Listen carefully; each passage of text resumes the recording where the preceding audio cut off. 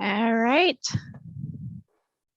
Mayor Rachel Lau-Smith, we are ready to begin whenever you are. I know Frank is here. I just don't think he's got his camera on this moment. So. Yes, I see him. There he is. All right, so today is April 13th, 2021, and I'm going to call the Oregon City Commission work session to order. Ms. Briggs, have a roll call, please. Yes, Commissioner Rocky Smith.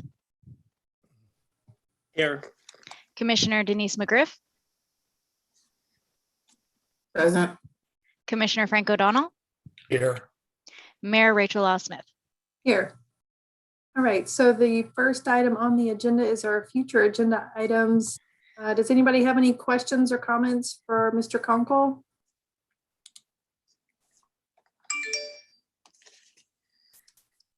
All right, seeing none, we're going to move on to, unless Mr. Conkle, do you have anything? No, not at this time. Okay. Yeah, we may touch on some future potential items a little bit later in your report, but we can circle back. Discussion items number 2, City Commission goals, proposed 2021-23 City Commission goals. Mr. Conkle, you're going to kick this one off? Yes, ma'am. Thank you, Mayor. Evening, Commissioners. So we're following up on the proposed City Commission goals. As you recall, we had 2 retreats working through the goals. And so what staff did was took back the comments that we heard after the second retreat and started to put those and clarifying the goals, the revised strategies to implement those goals. And on the spreadsheet that I provided to you as attachment number 1, we laid out whether we're recommending to move forward with that goal for various reasons that we can discuss as we move through the items for discussion tonight.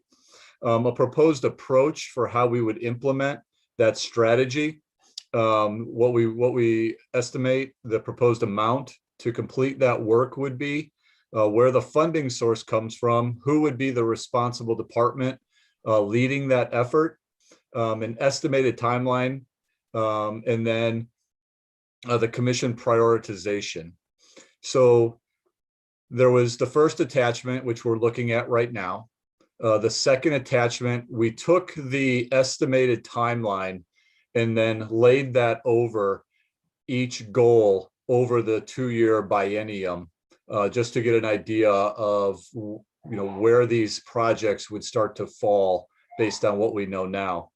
The third attachment was recapping after the second retreat. Towards the end, the commissioners were asked to rank the goals and then rank the strategies within each goal. So if we go back, Katie, to the first page. So the column on the right is the commission prioritization of those goals. So that's why the numbering doesn't necessarily match. So 8.2 was ranked highest, 8.3 was ranked second highest, 8.1 was ranked third highest. And then you'll also notice the actual goals themselves don't necessarily go in numerical order because we place them on the sheet in the order that the commission ranked those goals. Obviously, once we finalize this, we'll clean up the numbering and everything. But I just wanted to clarify that. That's why things just don't go numerically down the sheet as we move through this. I think in working with staff and preparing the budget that we're going to be bringing forward to the budget committee in early May, I think we've done a pretty good job of trying to meet a vast majority of the goals that the commission identified at the second retreat. The 2 goals that we have some concern about due to funding levels, existing staffing levels, and timelines were the more detailed housing inventory and the comprehensive tree ordinance review and implementation. all the other goals that the commission had identified as we've presented here can be funded, and a vast majority of them completed within that 2-year timeline of the next biennium beginning on July 1. So that's a high level recap. I guess I would ask the commission how you'd like to work through these, if there's more discussion and narrative that you'd like me, if you want me to walk through each one and we talk about them, or if there are specific ones that you want to focus on right off the bat. So Yeah, I think I would propose that we just step through each goal. I think I have questions or comments probably on every single one of them. So, and I'm sure the others probably do too. I guess I would also be interested in knowing when we step through these, you know, which of these projects were kind of already on the radar for staff, or which one of these did the staff dream up is probably not the right way of saying it. Which ones create a project out of there based on our priority versus something, you know, so, you know, it's how much critiquing these projects and project descriptions. It would be helpful to know, like, we came up with this project to try to meet your goal of what our interpretation of what you have in mind, but do you want comments? I presume you would want comments now as on the project list or something. yes, we would. Yes. Commissioner McGriff?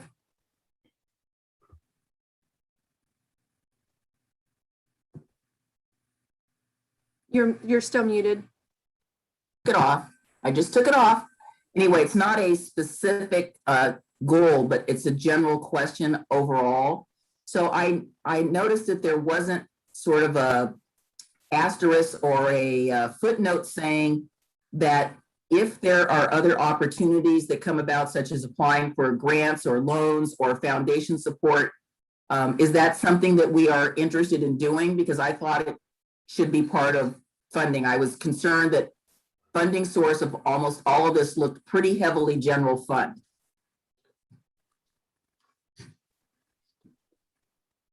If there are, It seemed appropriate, we could put, you know, if there are opportunities available, we were going to do them. Do you understand what I'm saying? certainly, I don't know that it's up to the commission. If you want a postscript in your goals that say we're going to go after grant funding, I'm not sure it's the appropriate place, but I'll leave that to the commission to decide. I'm just saying that it was an observation that I thought was missing from what we were going to be working on. That was all. Okay, Commissioner Smith or Commissioner O'Donnell, do you have any comments before we get started? No. I'm seeing no. So I believe so. Mr. Conkle, do you want to walk through? Do you want to take the lead? Certainly. So, you know, I think. Or do you Go ahead. staff member assigned to like? No, I think I can start and then staff will be able to assist if there are additional questions or details that I need assistance with. I guess your first question was staff anticipating? I think staff was anticipating this goal. You know, I think when we were discussing it, certainly 8.1, the internal review, is actually, you know, something we expected to do and planned to do. I think that the clarity around the expectation of 8.2 and 8.3, they tend to overlap a little bit. You know, I think that, you know, when you talk about doing a community task force, you know, I think it's trying to identify what are those goals, what are those objectives. And so we tried to put together a project approach. Like I said, I think 8.2 and 8.3, while the ordering isn't necessarily as important, I think 8.3 tends to guide some of the work that happens after that, right? You want to hear the community input, that then probably drives some of the policies or changes that are made both internally and externally. So for 8.2, working with a consultant to lead and develop a DEI framework that will guide the city, the creation of policies and practices that advance diversity, equity, and inclusion throughout city operations. I think it's relatively straightforward. Once again, I think some of that work tends to build off of what happens in 8.3, right? Create a community task force to guide the external DEI work. Working with a consultant to create, coordinate, and lead a community task force, education and discussion of the concept to equality, discussion about the impacts of bias and racism in our community, identification of ways to make our community more welcoming and inclusive for all. And so in working with this, we did reach out to other jurisdictions that have put together similar community task force with consultant leads to help them through that process, as well as the product that comes out of it, to help look at and try to estimate the proposed amount of the investment to accomplish that task, as well as the estimated timeline to complete that. Okay. I don't see any hands raised, so I'll start just real quickly with my question. Do you anticipate that it's the same consultant doing 8.2 and 8.3? Because I would think that whoever we wanted to be moderating the community task force conversations, that we would want that direct input, into the DEI framework, which is on 8.2. I think we agree with that. It would certainly lend itself to consistency and knowledge of the subject matter. Anytime you switch consultants, there's a learning curve, there's a lost in translation sometimes. So that would, I think, be something that we would certainly look at. I think when we talked about internally, that would be ideal. Commissioner McGriff? Yes, I wanted to, on both, all the 8 points, I think that I wrote a note to myself that basically says that I think we need to have some very specific messaging and communications, which means we would work with that particular consultant to message this. And I didn't see, maybe it's implied, but I didn't see a communications called out, because I think that's going to be critical. And then when I went from this to I have all these stapled together, so give me a second. So when I went to the timeline on the one that's got 20, 21, 22, 23, it seemed to me that I wrote next to that, this needs to be ongoing, not that it would be the same intensity as when it starts, but it's something that really isn't got an end to it if we're going to do it what I would call right and really right size it for our community. It's something that we would then have integrated into everything that we do, which means that it's not going to end in 2023, or whenever. It's sort of an ongoing refresh. You kind of, like, you're going to refresh your screen, you kind of go back and say, oh, okay, yeah, we've moved here, now we're going to move here, then we're moving here. I certainly agree with that. I think we struggled with some of these lend themselves to very specific beginning and end dates. Others don't. There are implementing the economic development strategy, but within that, we assume we're going to do that consistently, but within that, there are tasks that'll get completed. So I agree with you that, I think some of these were difficult to put a timeline on, just because you knew that there were multiple moving parts, or that it is something that continues on.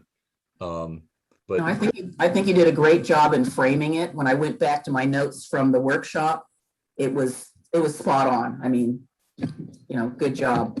I did have a comment about 8.1 when we get there. I think we're there. Okay. I wanted to recommend, rather than calling it establishing an Oregon City Municipal Diversity and Equity Purchasing Program, I don't know if the staff is familiar, but the metro region, metro and the cities in the area have what's called MWESB. And basically it's minority women owned emerging small businesses. And it basically can cover a multitude of groups that have been not in this process. And I would like to see us basically do that and not limit it to BIPOC, because there are some folks who maybe are not people of color that might have an emerging small business, but still a small business that fits under that category. And I worked with that for 17 years, and it's a really great term. We wouldn't have to reinvent the wheel. Several jurisdictions are already doing this, including the city of Portland and Metro, and it just gets a little broader brush. So it is focused on generally these people who are in the MWESB program do happen to be people of color or an emerging small business. Sometimes they are all of them, and that would be to our benefit. So I would like us to sort of broaden our scope a little bit on that, because we have a lot of women-owned small businesses in Oregon City, and some of them are BIPOC, some of them are not, but they would still fit under that category for us to do some business. And I think it would help our business community, and I'm pretty sure we would get support from our business partners on something that was a little broader. So I just wanted to know what you all thought about that. Again, it's MWESB, Minority Women Emerging Small Business. That's what it stands for. Right. Well, yeah, we talked about this at the retreat, and I think where they were going with that second bullet of mentioning minority and women-owned businesses. So it's just a little tweak to the language. I think in our goals and priorities, well, we can talk about that later of what actually we're listing as a goal and priority versus a project list. So to me, this proposed approach is the project list for carrying out the goals. Right. And I think I need to also preface, I mean, staff's done a lot of work on the proposed approach, and there's much more detail, but to make it digestible and usable, we had to kind of break down. So I appreciate these comments, and I think, staff's obviously listening and incorporating those as well as we go through this. So, obviously, as we get closer to project kickoffs, there's going to be more details that come out along the way as well. We tried to highlight what we thought were the important parts that we heard through the retreat. Yeah, it's just a suggestion. Our new employee and economic development is very familiar with this. So. Okay. And so I guess to make sure we're all on the same page, the dates that you put, the estimated timeline, does that coincide with the timeline in which we would likely be using the consultant, and therefore you put that timeline, or are you still thinking the consultant could potentially be somewhere in there, but you were just putting some bookends on the project? I was trying to put some bookends of starting the process. So some of that time is we've got to put out an RFP. We've got to get a consultant on board. Sure. I think more the end date versus things being ongoing. So is there an end because the consultant time has to come to an end? Right. And this seems like, a community or a DEI framework where we're creating policies, right? It seems like we should be able to start that and end that. And whether we start that and end that again, I think that's another discussion. So where I was trying to be distinctive of specific project timelines, and just some of them didn't lend themselves necessarily to that. Or the flip is, Willamette Falls is an example, right? I mean, It's an ongoing project, even though it makes our goals within a certain timeline. Yeah. And even though it's not on this list, it's one we've dealt with in the past where it just intrinsically, that this is something that will continue on. Well, and just a reminder, I know Commissioner O'Donnell and I both really wanted to see specific timelines associated with projects so that we could help understand where they were projected in the biennium. And so I see the reflection of those comments by this table here, trying so that we can monitor our expectations as well as far as the delivery of items, and make sure we're not getting upset because something's not being done when it wasn't planned to occur until the end of the biennium or something. So yeah, and I certainly think as we sit down and look at some of these, some of them build on the work previous to it as well. Okay, any comments? I see Commissioner O'Donnell, you came off mute. Do you have any comments before we move on? Simply that the comment you made about your position and mine, it has to do with milestones and project management. And that's all we were doing is monitoring so we made sufficient progress and don't get up to the edge of the cliff in 2 years and realize we haven't made the progress we needed. So I'm just supporting the comments you just made and agreeing with them. Okay. The next goal. Okay, so then we go on to the next highest ranked goal. Number 2 was the investment in current and future capital needs for safe, sustainable infrastructure and city services. And then within that goal, the strategy for prioritized projects in the transportation master plan to maximize safety and connectivity.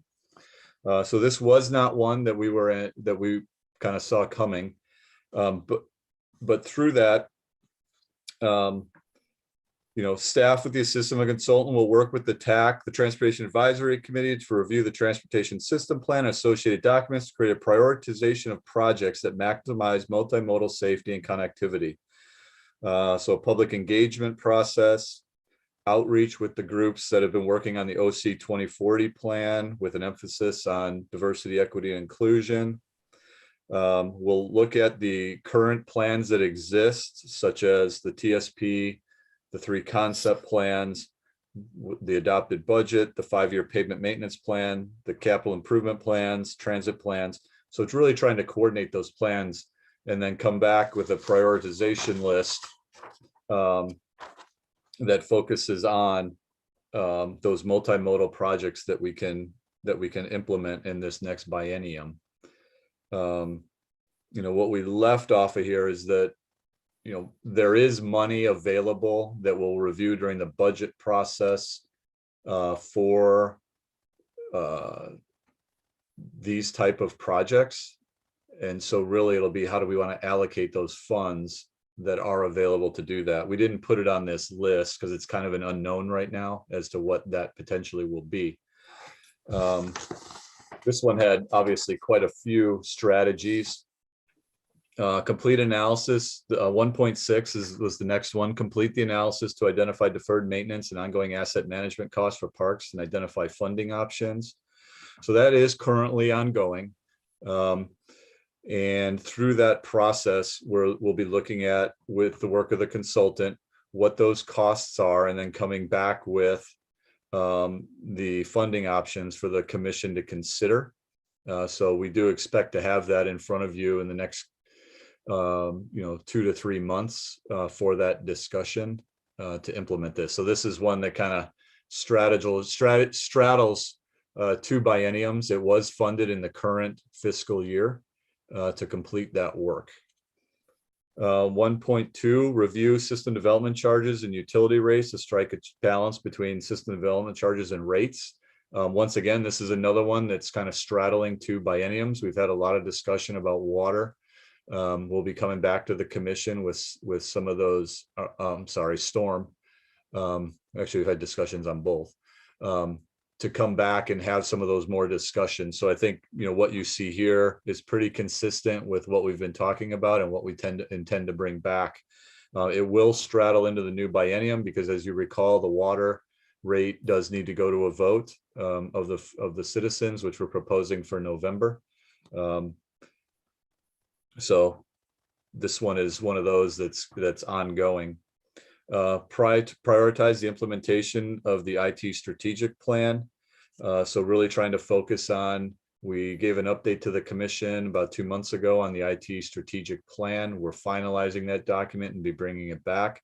We heard pretty good comments and received pretty good reception when we presented that.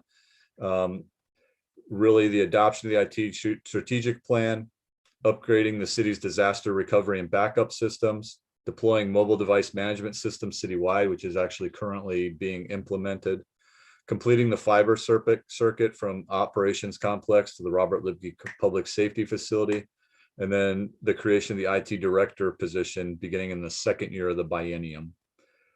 So those were some of the big upgrades.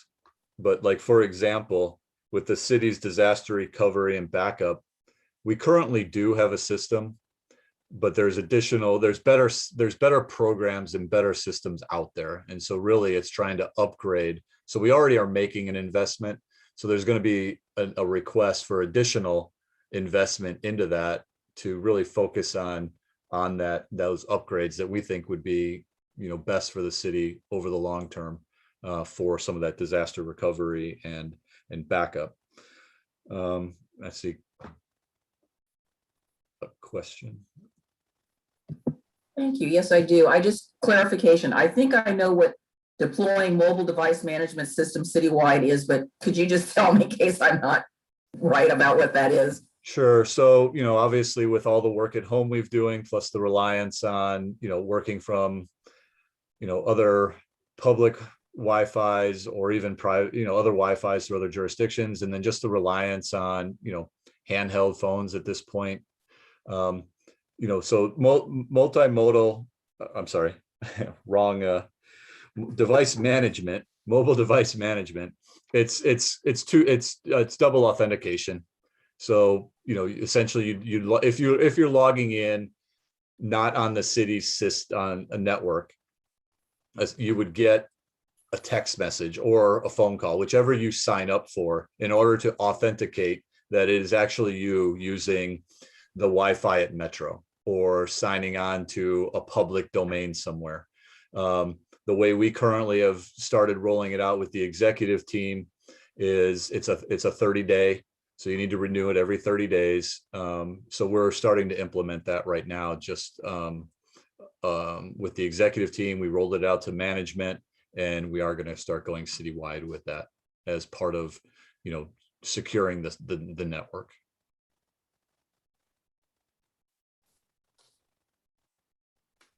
I'm not sure about your comment of it's good for 30 days for multi-factor authentication, but we can circle back on that one from a security perspective. It was interesting because the recommendation was 90, which surprised us. Are we talking about a question through the mayor? Are we talking about changing passwords every 30 days?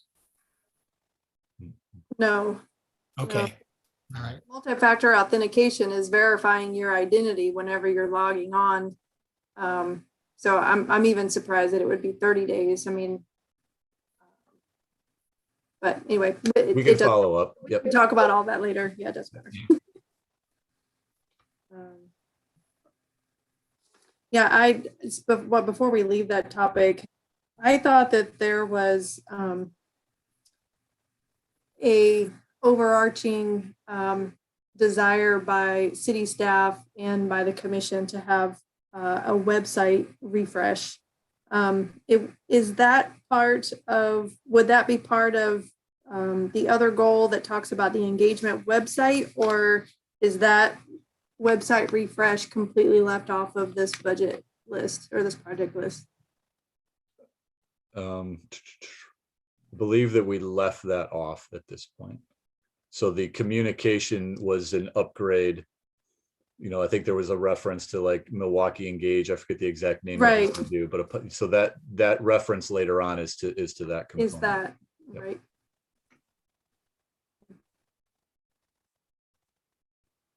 Okay. Well, I guess we could talk about the website refresh. I thought it would be in this IT strategic plan, because I think it came up a lot when we talked about the IT strategic plan. But we can circle back to it on the engagement goal. Okay. Should I continue? Oh, Yeah. Commissioner O'Donnell. I'd like to circle back to it because I think this communication piece and ease of access and user friendly, it's a huge piece of what we hope to accomplish in anything we do. So I'm with you on circling back to it at a later point, and even in this meeting. Thanks. Okay. Okay, so 1.1, complete parks master plan and update system development fees. So staff will work with a consultant to create a master plan, provide a vision for development, maintenance, and operation of the entire park system. So a public engagement, inventory of the existing parks and recreation facilities, the vision statement goals. So essentially updating the master plan for the whole parks and recreation in the city. And then the identification of the capital needs and recommended system development charges to implement those improvements. Commissioner Smith? So prior to starting the goal of the master plan and all of that, I'm wondering, do we still have undesignated parks that we're still dealing with? I believe there are, and Kendall might be able to help. McLaughlin Promenade, I believe. I think the promenade, just because of the survey and the property encroachments. Right. Is there Um, anything else? Oh boy, I think we got. I'm trying to recall. There may have been one or two others that may have had a couple of issues. I feel like but there was 4 total Total outstanding. outstanding. Yeah. I'd have to go back and look on the history, but I feel like there was a total of 4, and there was various reasons why. Some of them were a little bit more complicated in looking at the property and trying to figure out an actual legal description and stuff for the property before we could bring it forward. But it was the 4 that are left are super complicated. Okay. And I get that because I know some of the issues with that, but I don't want this to, I think that no matter how complicated it is, it's something we have to resolve, and it's something we have to get resolved probably before we tackle some of these other pieces, but at least in the next 2 years. So I don't want to forget about that and make sure we wrap those up, because so I don't know when that's going to come back to us, at least for discussion or at least figuring out how to deal with these. Does it at least seem like we have an ability to tackle the issues that are there, or are there some that we just don't know how we're going to deal with it? I think that's, let's just take McLaughlin Promenade. I think we're going to have a discussion about what do we want to do with some of the historic encroachments that have occurred. Right. So I think that's what complicates that one, in terms of it's not just getting a accurate boundary survey. It's what do we do with, encroachments into the park that in some cases have been there, a significant amount of time. So I think we've brought all the straightforward, easy ones. Okay. I guess what I'm saying is, even if it's complicated, I don't want that to be a reason to hold off on it. And especially the McLaughlin Promenade. The McLaughlin Promenade is the most important city park that we have in this city.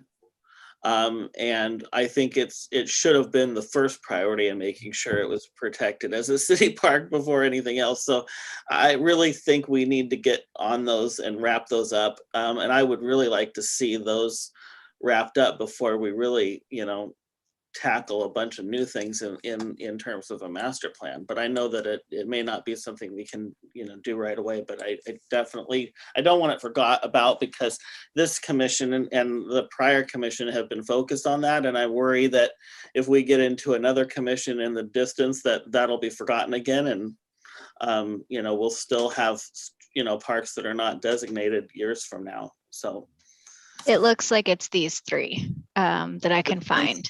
okay. The Sports Craft Okay. Landing, the 7th Street Fire Station, Ermitinger House, and the McLaughlin Promenade. I thought we discussed the Ermitinger House one extensively, but So maybe we can log that as a parking lot, or for the staff to, when we get through the end of all of this, and if we make any massages. Yeah. I think, the one we mentioned of the website refresh, maybe in that parking lot too, of kind of like But I think if we're putting new things out, then we'll need to address prioritizations and what we're taking off and stuff like that. So I agree with you though. I mean, I don't want to lose sight of it. It was something we were moving forward. And I'm afraid that if it's not on this list, then it may easily get missed.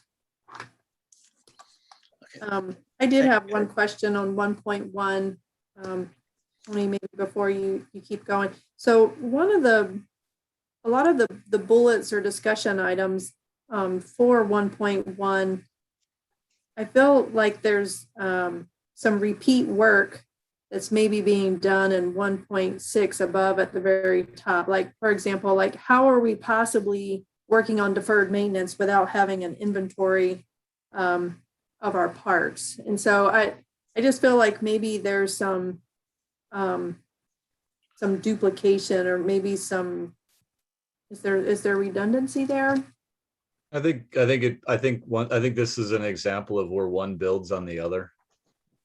I think you take the information from 1.6 and then that gets applied in 1.1. Okay, so you're not you're doing work. So the work that's done in 1.6, I would assume there's a lot of work that's being done there, and I would think a lot of that would just roll right into an update of the master plan. I agree. But I think one of the products of that master plan is essentially an inventory. Typically in a master plan, it's here's your existing conditions of the parks as the background. Right, and I know this isn't a budget meeting, but this is tying a lot to our budget conversations.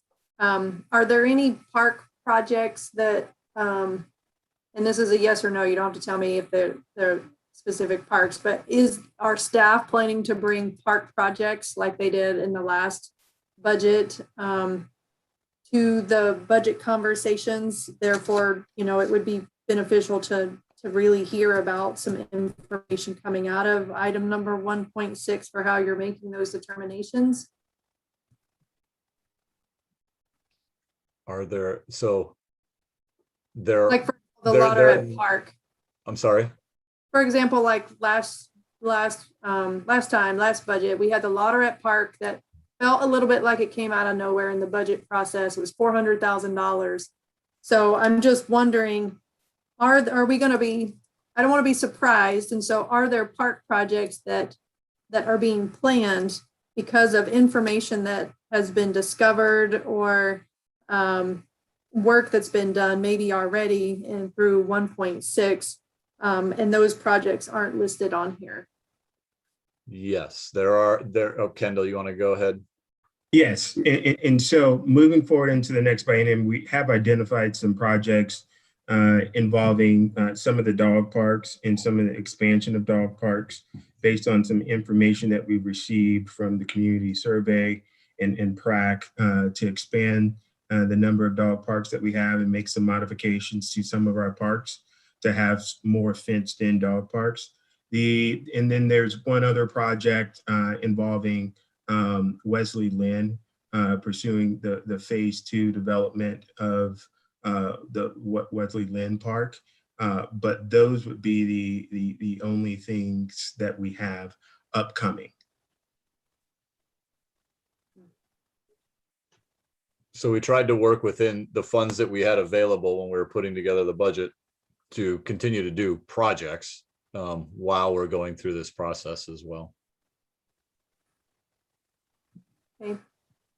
Commissioner McGriff? Yes, I just wanted to let you know I need to excuse myself for two minutes. I have got something in my eye and my eye is watering really badly. So I will be right back. Okay. Commissioner Smith or Commissioner O'Donnell, do you have any comments or thoughts on that regarding upcoming budget hearings and the park projects that are being selected? I assume maybe as part of the budget hearings, there'll be some information presented as to why those particular projects are being selected or prioritized. Correct. My only comment would be, this is a precursor to the budget, and it'd be interesting to see on a departmental basis if those departments have requested the funds they feel they need to achieve the task, and what possibly needs to be foregone within the restraints of our upcoming budget discussion. So I think that'll apply to every department that we're viewing here as part of tonight's presentation. Thanks. I guess I don't have anything else to add to that comment other than, definitely weighing the damage and the expense of the damage from the storm and all the other things that we had as expenses this year for our parks. So, but I don't mind hearing some of that at our budget conversation and having that brought to us and discuss it there. But I think at least it's on our radar now that we know that. Yeah. It's good. Okay. I kind of hate to move on because the next item was one that Commissioner McGriff Okay. really wanted. 1.4. Yes. We won't give her. I think this was, if I recall correctly, Commissioner, assess the communication infrastructure and equipment to improve overall quality and reliability of service to the community. We could certainly wait if you'd like, take a pause.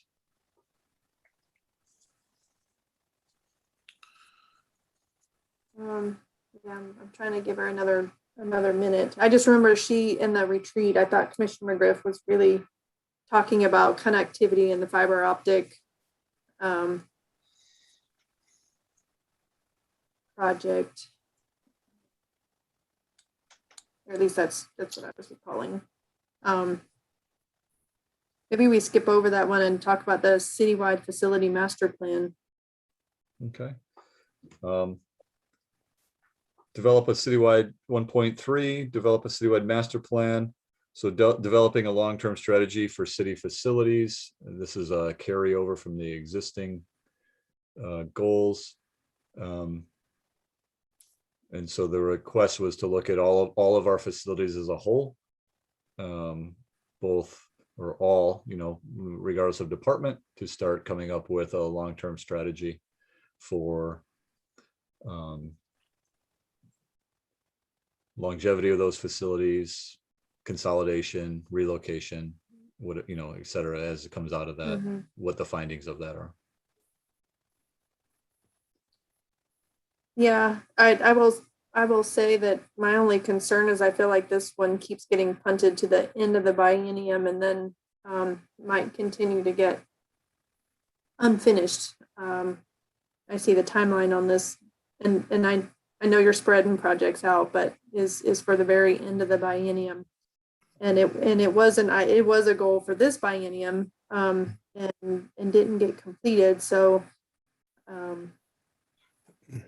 Commissioner O'Donnell. Well, I'd agree with the mayor's position on that. With the construction of new buildings like Public Works, we talked about consolidating parks and Public Works there.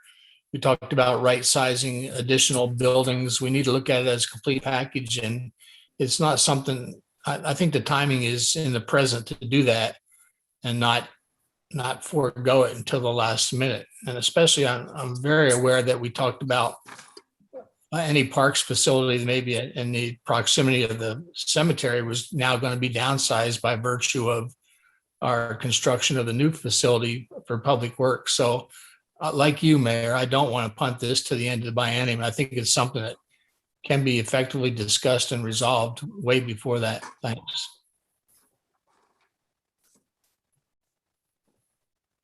I guess I appreciate Mayor Lyle Smith. In terms of we're trying to balance this out. I am honestly worried about the front loading of these projects, even with what we've proposed. It is a significant amount of work and staff time. If we can offset something, that would be great.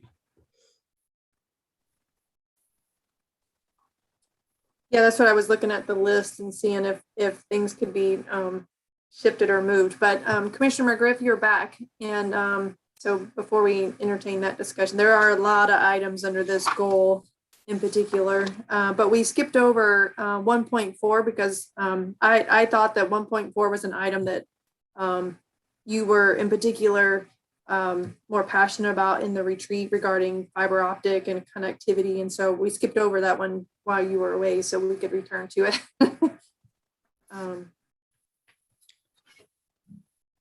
So this was looking at utilizing a consultant to look at the feasibility of a public-private partnership to improve overall quality and reliability of fiber optic connectivity to the community. Feasibility study to look at the infrastructure needs and marketability of providing that. A strategy to establish community-wide fiber optic connectivity to homes and businesses throughout Oregon City, and a feasible developer request for proposals and solicitation. I think the one asterisk on this one is we were hoping to fund this through the ARPA money that's being identified. So essentially, if we're not able to fund that, we have an issue that we need to talk about during the budgeting, because essentially we were relying on the federal money to complete this project, and so we're still waiting for those guidelines. Even though one of the identifications was infrastructure, as you're well aware, that included broadband. We are waiting for clarification and the rules on how those funds and what projects are eligible for those monies.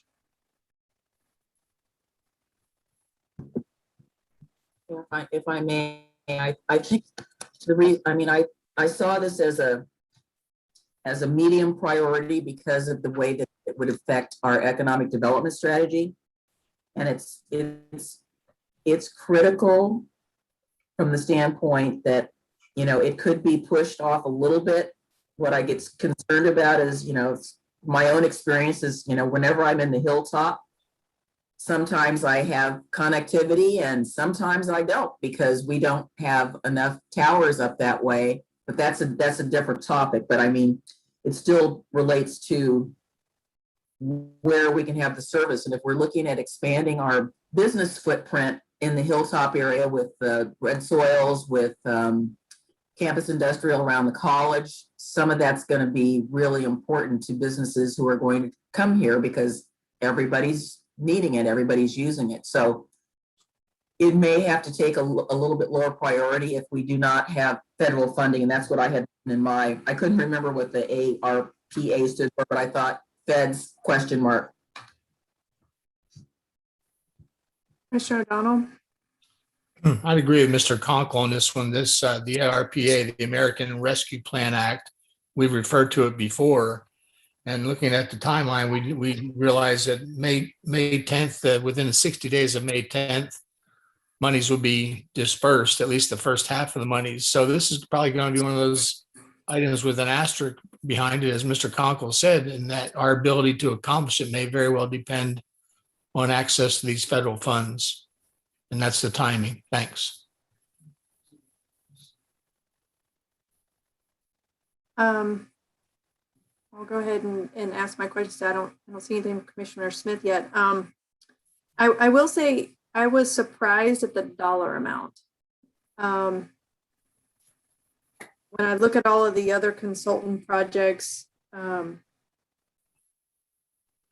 wondering why this particular project would take $200,000 to do a feasibility study. The parks master plan, there's a lot of work there. There's incorporating inventory and vision statements and all that kind of stuff. I was struggling with the $200,000 of how we came up with that amount, but it just seemed high to me. And James can jump in here as well, but I agree. I think the feasibility probably is the easiest part of this.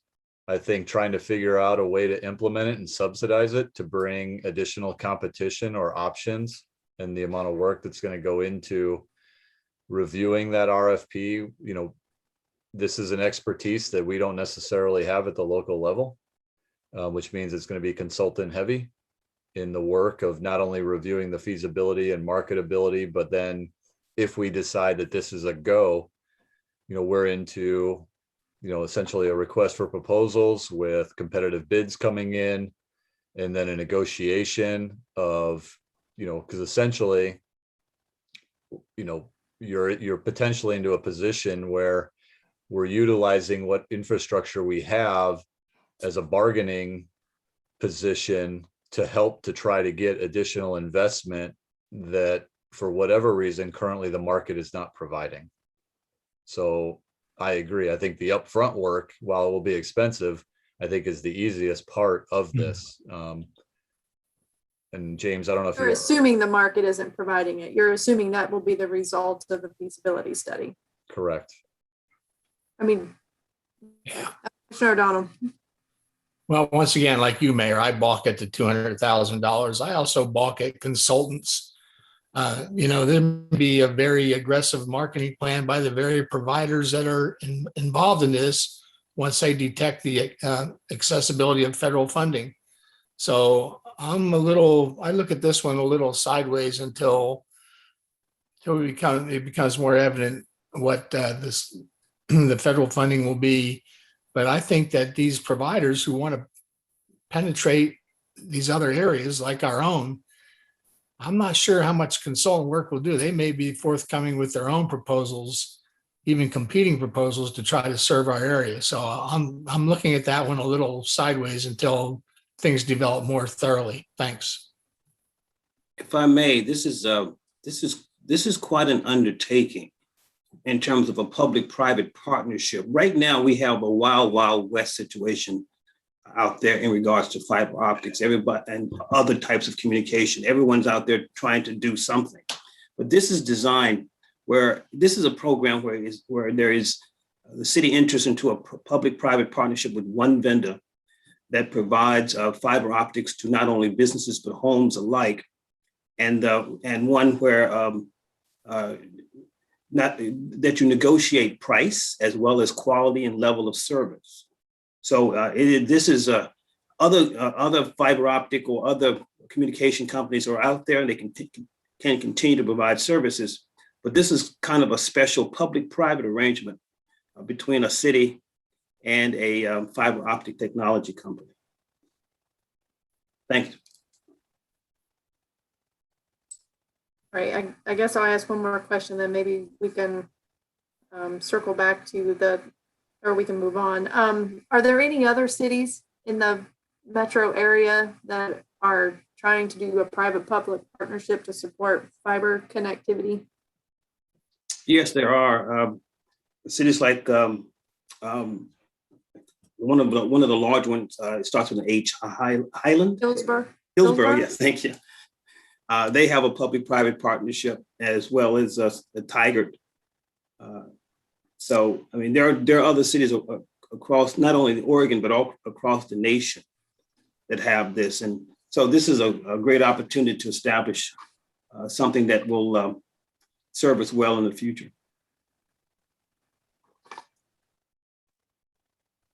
All right, anything else before we move on?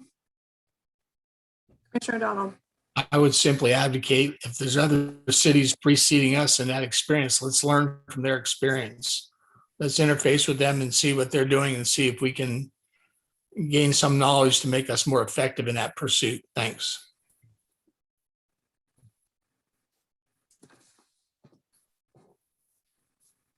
Okay. Okay, Should we jump to goal 2? sure. I guess I'll make one final comment. If I'm comparing spending $200,000 on to me, something that is potentially a feasible project or something that we should be taking on right now versus $200,000 to resolve 3 or 4 park issues that need surveys and need to get something resolved that we've been carrying around for a long time. I'm leaning toward the park project. I agree. But so this is why this one has the asterisk that's dependent on the federal funding, because this is not city general fund money. Yeah. And we cannot use ARPA money on park surveys. So we were focusing the general fund money, which gives us the most latitude to do projects, on the projects and where there was federal funding or other funding available, we tried to pull those out of the general fund so there was more money left to do the projects that aren't going to qualify. And this is one of those kind of projects that even if one city is doing something, you can't necessarily emulate or duplicate from one city because there are different strategies to do it. This is an expensive undertaking, fiber optic technology, and if you have it, you are the winner in terms of attracting companies to your city. If you have it, you're the winner in terms of growing the city. So if you don't have it, you just have to compete a little harder. Okay. I think we're looking at everybody. We'll move on to the next. Thank you, Mr. Graham. So goal 2, improve the city's engagement efforts to reach the broader Oregon City community, inform the policy process. So there were two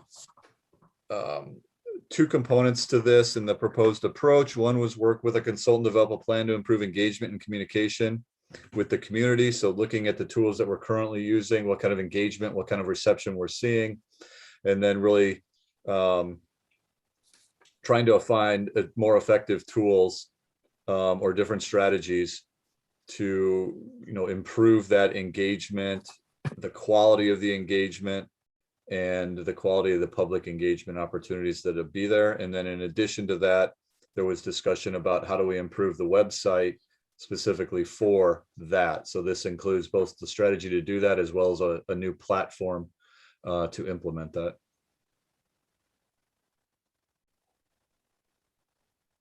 Mr. O'Donnell, do you have anything? Well, certainly.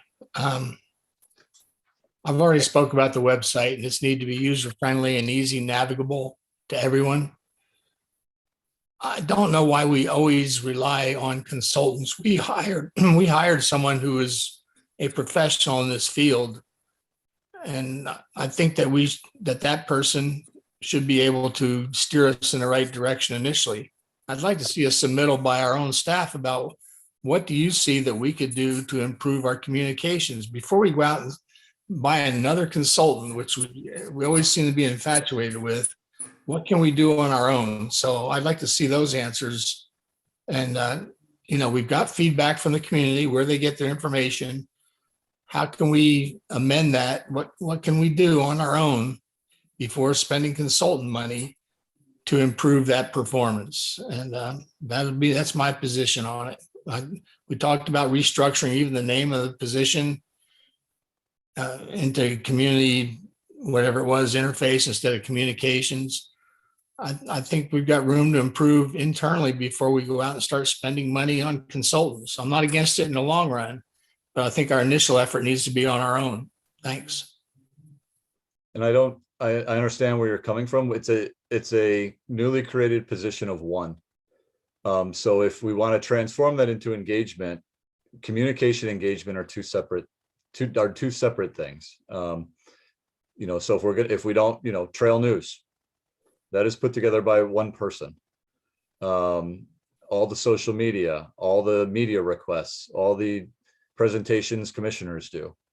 It's a one-person shop. So it'd be great if we had positions that were dedicated to implementing one thing. That's not how we work at Oregon City. I struggle to think of one position where they have one responsibility. So that's the request. I think that, the consultant does help us with the workload that exists just with the existing requests that are out there. And, there's, because I think that the commission, thinks that the communication component of the information that we put out is just as important as trying to build up that engagement component, which really are two different expertises and require different investments to do it effectively. Well, we will simply disagree on that, Mr. Conkle. I think they are hand in glove, one to the other. So I'll leave that for tonight. Commissioner McGriff. Thank you, Mayor Lyle Smith.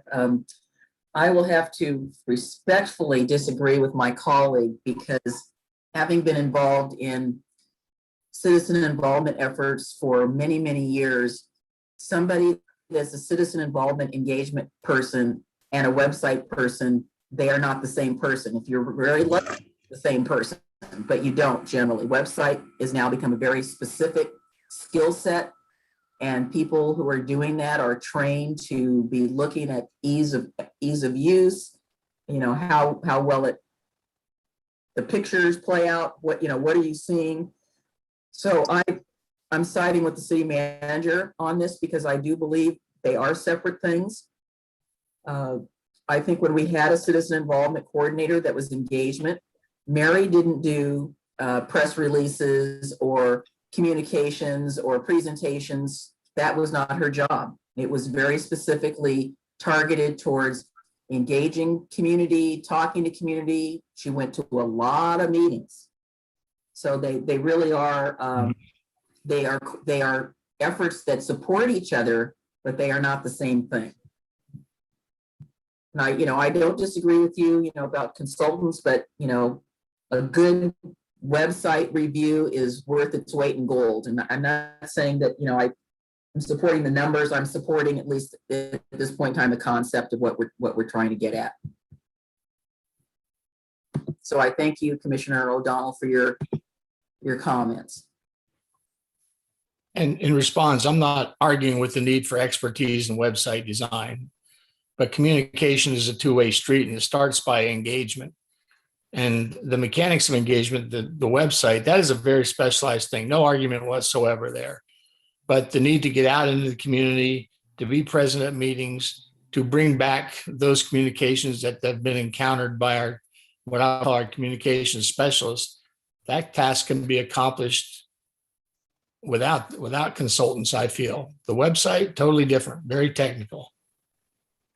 Yeah, I would agree with you that it can be done by staff if staff have the capacity to do it. And I think that is the problem here. When you have one person trying to do communications for an entire city and do engagement, it's just too much work for an individual, a single individual. So I guess where I would come back to this is like, if this is a priority, at what point is it reasonable to consider a half a FTE as a budget item? If engagement is that much of a priority for the city commission, then should be considering an engagement person that is their job is to attend meetings and to go to the neighborhoods and to try to work on true engagement. I don't think expect a communications person who works a full-time position to also go into every single evening and all the meetings. It's just more than one person can do. And that's just my thought on it. Commissioner O'Donnell, you had your hand raised first. Well, simply, I've got no issue with funding anything that we talk about, but be advised, in the end, when these things are funded, there better be results that proceed from the funding. So the promise from staff is, you fund this, we'll get you results. I'll defer to the city manager. I mean, his task is to manage the city assets. But in the end, if these asks are in keeping with what their department managers need, and if they're not, we need to hear it from the department managers. If they're not getting enough money to do what we're tasking with, now's the time to speak up. So again, I'll leave it at that. I will defer to Mr. Conkle to make that assessment. But in the end, when we make these expenditures, we expect a return on our outlay. Thanks. Commissioner McGriff? Yeah, I just wanted to add one more thing that I'm pretty sure that we're all aware of, but in reality, every single staff person that comes in contact with the public is, in essence, a community engagement person. And I think that, to use the planning staff as an example, they bring back comments and concerns that they hear out in the community, and they're at meetings. And I think we need to continue to rely on some of that expertise about what they're hearing, what's going on the street. Again, we are also, in essence, community engagement coordinators, because we hear things that maybe people won't tell staff. And so we also are a part of that process and that chain to bring information back, gee, I need to talk to Tony about this, so and so and so and so, this is going on, or, gee, I need to bring this to the attention of Public Works or Parks. This is something I'm hearing out there. So we kind of have to look at it from a little bit broader scope, that we do have some of those processes already going on with the engagement that we currently do and the programs that we are implementing through our staff. So I just wanted to add that. I know we're all aware, but I think it bears to be repeated that, we all have a role to play in that. Okay, so I think we've beat this one pretty good. Probably should move on to the next goal around homelessness. So goal 6 is adopt and implement a homeless strategy for Oregon City. So we had identified 2 strategies. Formalize our internal strategy to address homelessness. And staff will work with a consultant to create a written formalized document that outlines the citywide efforts and approach in response to issues related to homelessness. An internal Oregon City Homeless Solutions Task Force that will help include representatives from multiple departments, engage with existing advisory bodies and community members, identification of resources necessary to address the needs of the homeless population, the challenges and constraints, potential strategies to address the needs of the homeless population, and assistance from outside partners, and development of a communications engagement plan to inform the community of the resources and strategies that have been identified. And Jim, I don't know if you want to talk a little bit about this. Once again, we identify a consultant. We do work with, currently we do work with and receive assistance from a gentleman who was very successful in Gresham. We've talked about him a little bit before. So when we talk about consultant, I believe that's what we're referring to, is continue to utilize his assistance in helping us draft this. And Jim, did you want to add anything on top of that? I don't think so, unless the commissioners have some questions about it. Okay. Yeah, I only have one question about the last bullet on 6.2. So what I can't tell is if this item is just creating a communication and engagement plan, or if it's creating a plan and actually doing the communications piece. Is there an implementation? It's the latter. Happen after December 2021? I think this is one of those that's ongoing, honestly. Okay. Yeah, this isn't we've documented it and we've created a website and we're done. This is an ongoing effort. Yeah, I guess I'm a little surprised because all of our other items where there's community engagement and there's, or public outreach, it's a specific line item and it's, this consultant is going to help us, do this outreach and all this kind of stuff. And that's why I'm asking about this one. I can't tell if this one is just, if it's going to fall short or if it's completely reliant on our staff that's going to do the communications after that. Because, if there's anything that I've heard about is that the homelessness issue is one of the top priorities that I hear about and that I heard about while campaigning.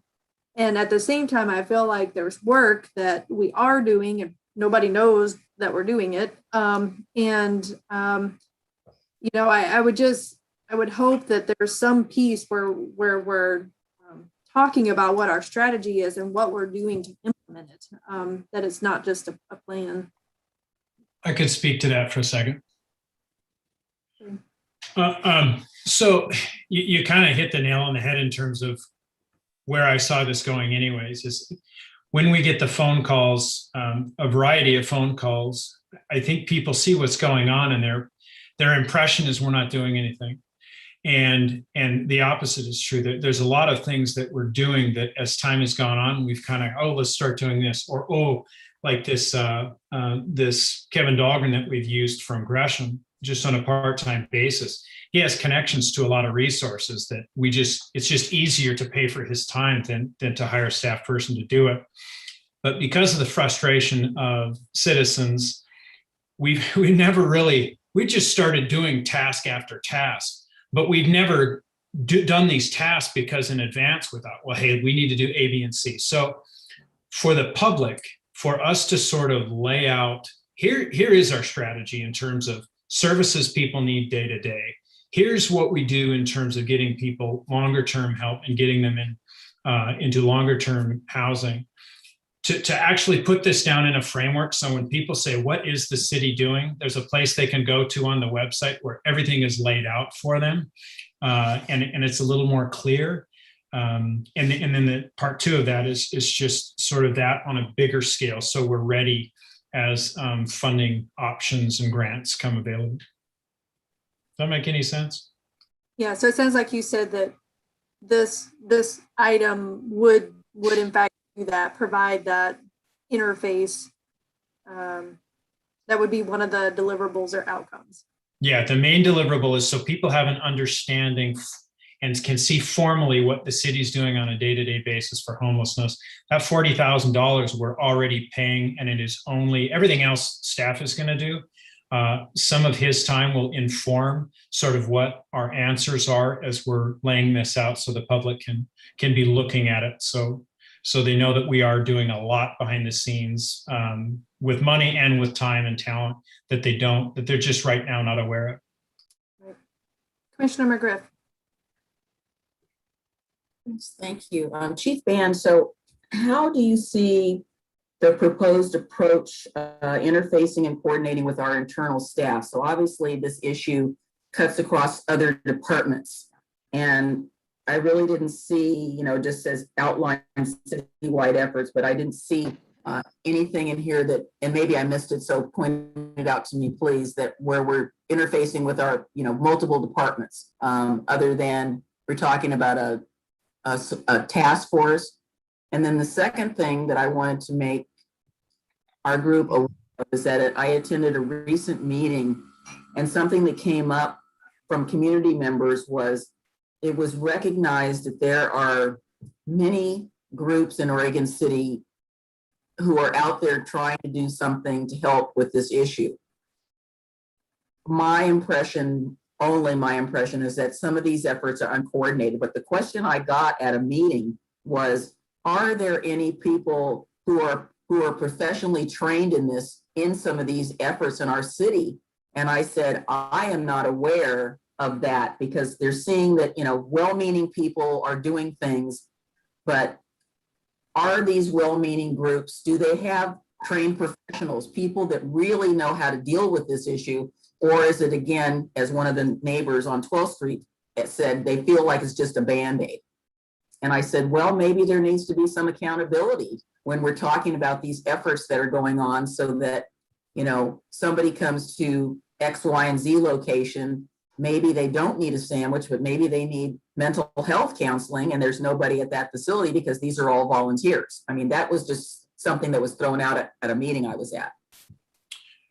So yes to sort of all of that. So one of those things, I think that if the public sees this, and I don't know why we didn't do this a long time ago, because I think we've created so many things without really realizing at the time. We're in a fairly good place. Now, it doesn't look like a fairly good place to a lot of people who are called and concerned, but there's certain restrictions or things that people have to understand that a city needs to do. So in terms of your question about a task force or internal dialogue, that is something we've always done, but we need to formalize that, I think, a little bit and have regular meetings, because it is certainly not just the police department that ends up helping people with homeless issues. It is parks, it is library, it is city hall staff, it is pool.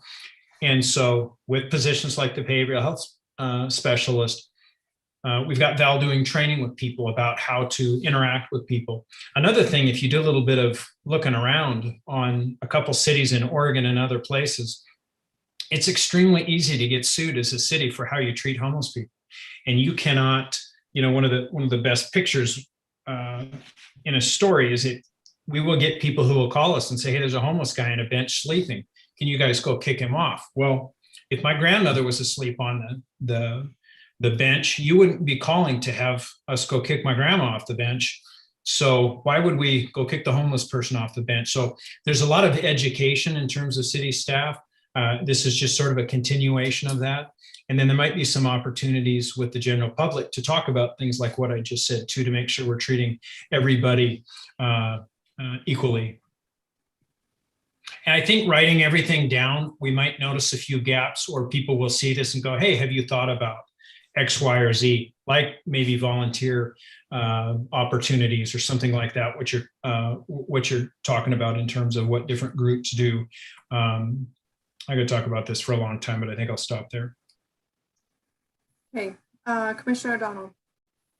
The chief just touched on something in passing that I think that we fail miserably at, and that is, if you ask the average citizen, what does your government do for you? They either don't know, or their opinion is they don't do anything. So when we're doing these very good things and we're not bringing them to the attention of the public, that's a failure. And whether we do that for our website or through the trail news, or we develop contacts with news people like Ray Rendelman or others, there needs to be something about your city in action. Or when's the last time you saw a headline, Oregon City musters all resources to assist homeless? I mean, if you were to listen to some people, we're doing nothing, but in fact, we're doing large amounts of things, most of which are unknown.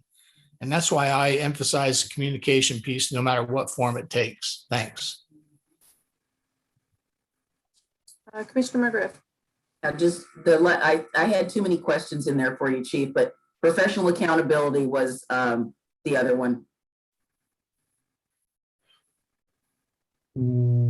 Professional accountability of some of the nonprofits or citizens providing services. Was that the question? That was the question that I got asked.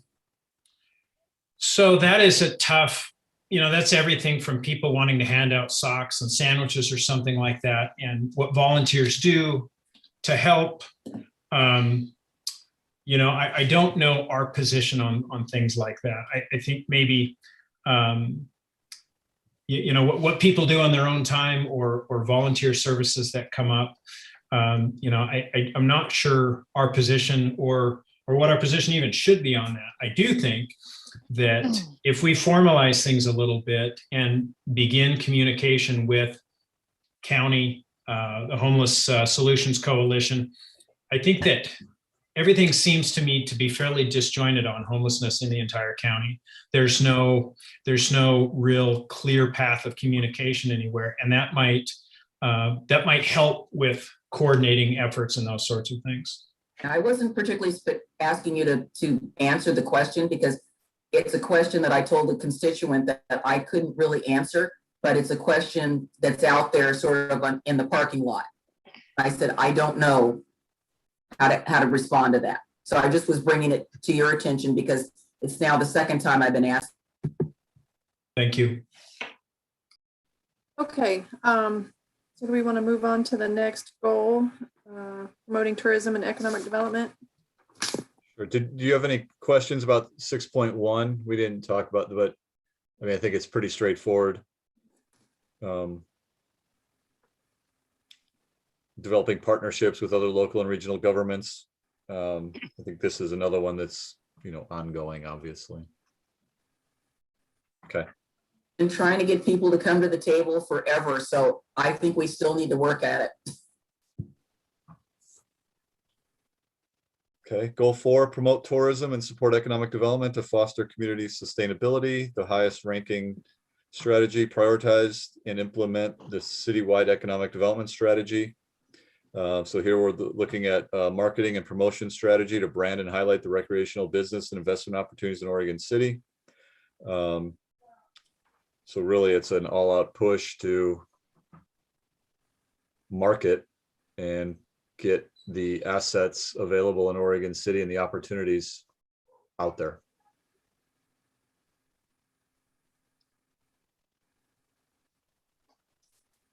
Any comments or questions on this item? The only thing that really got my attention was, again, the big number.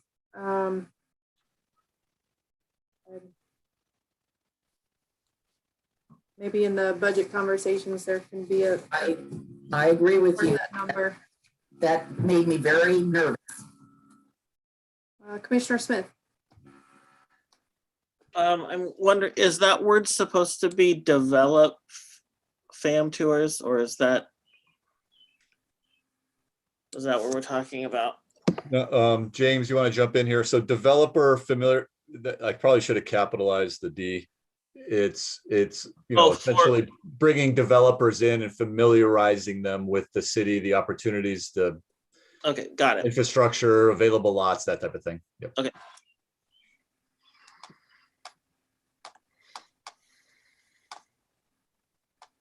Commissioner O'Donnell? You're muted. Probably for the better. The only thing I see that on the preceding page, we got $400,000 to prioritize and implement economic development. And then we got an additional, we're focusing 680 on the tourism strategy. So those are big ticket items.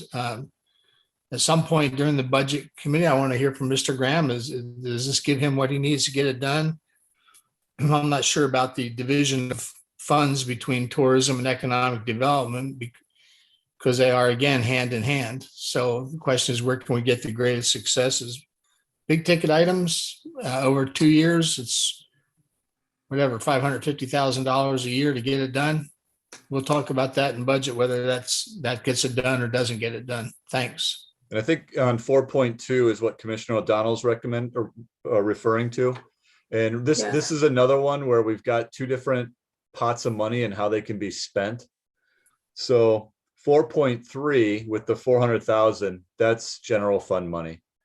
I'm going to jump ahead to 4.2, the tourism strategy, because that was the other one with a big number associated, the 680. That's transient room tax plus potentially $75,000 of ARPA money. So, the transient room tax, remember, we can only spend on tourism related expenditures. So it's a little bit of a color of money on those two items. And then, so what we've done is we've actually built up a little bit of a reserve in the transient room tax. So essentially this is spending down those reserves that we've seen to implement the strategies that were adopted as part of the tourism strategy. So I'm trying to be clear that if, let's say we took $100,000 from 4.2, it doesn't mean that we can put it into 4.3 because of the funding restrictions there. But your point is taken. Yeah. Okay. Okay, Commissioner McGriff?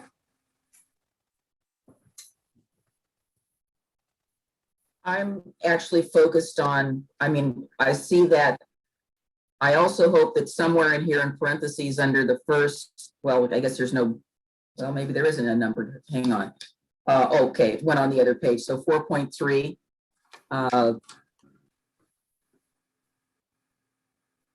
Like to see somewhere, seminars and all that, it's great, but I think Commissioner O'Donnell and I are both in agreement with this. Get staff feet on the street. Even if you don't have anything to offer, getting out there and inducing themselves to businesses. I have been harping on this for 6 months about staff getting out, and I just invited another staff person to go out with me in another couple of weeks to walk parts of our lovely city. But I'm kind of focused on 4.1. To me, that is really critical. And I know we're getting there, but to me, I see a lot of this not being able to be done unless we have some of those funds to make this work. If I could digress for 1 second. So the second part of 4.3 was the implementation of an ombudsman's program that will assist developers, investors, and business with navigating through and understanding the city's regulatory process. Those were the two approaches that we were looking at to implement the economic development strategy. Commissioner O'Donnell? I thought the city manager's explanation on the division of funds between economic development and tourism is well stated. I am questioning at $400,000 for a 2-year period for economic development. That's $200,000 per year. That strikes me as a pittance. I mean, at some point, I'm going to be asking Mr. Graham, can you get the task done with this? And if we have to make concessions elsewhere, I think we need to consider our economic welfare is one of the drivers for the health of this community. So I don't need to visit it tonight, but 200,000 a year is not a lot of money for pure economic development. Thanks. Okay, Commissioner Smith, I thought you had your hand up. Okay, there you go. Yeah, it's been going up and down.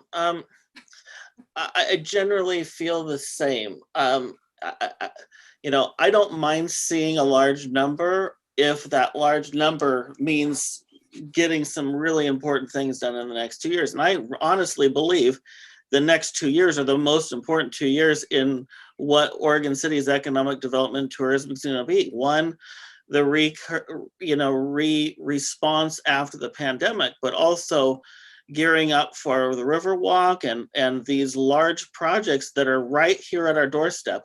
If we do not, I don't think we have another opportunity, is what I'm saying. I think we've said this for probably the last decade, that we're at the forefront of what Oregon City is going to become, and I really believe we're there.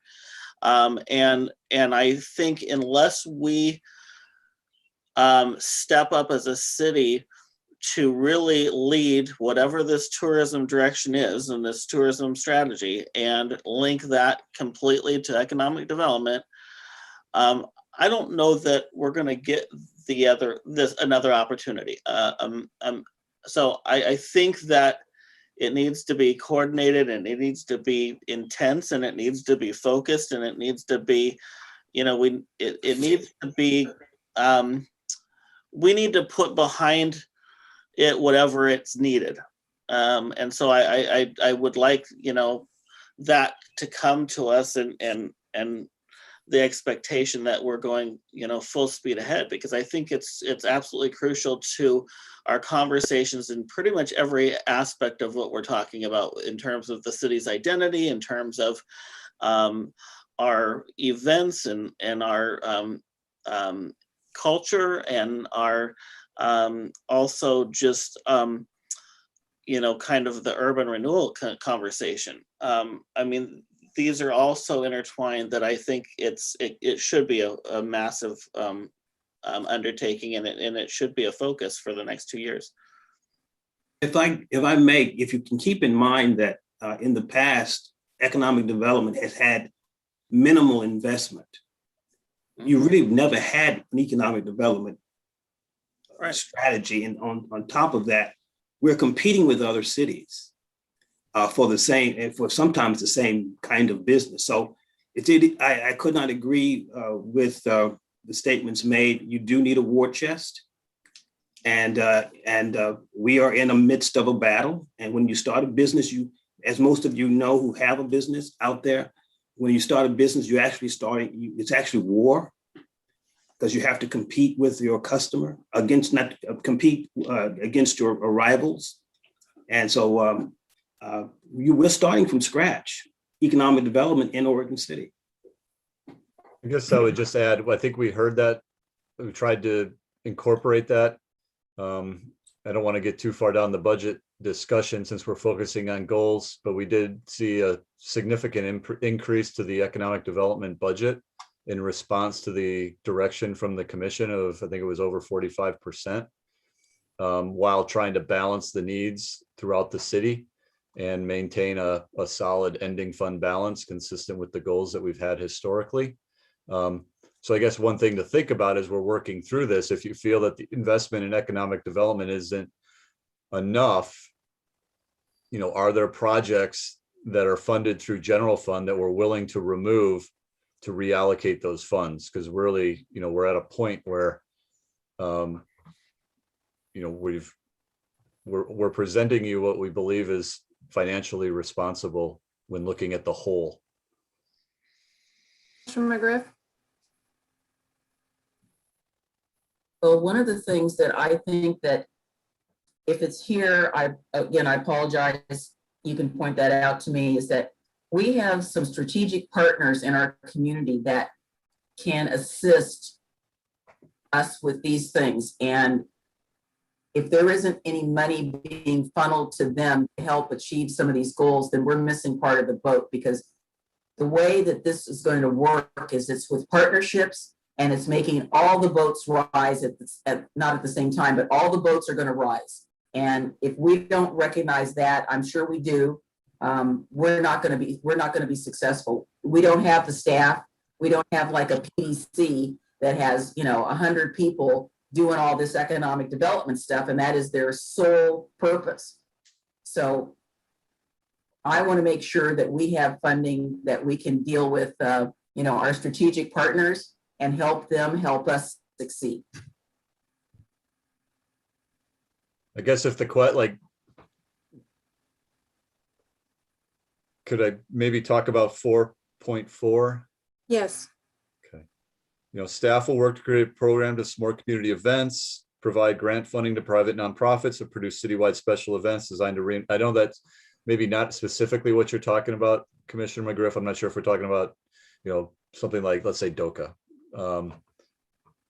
Correct. I'm talking about our chamber.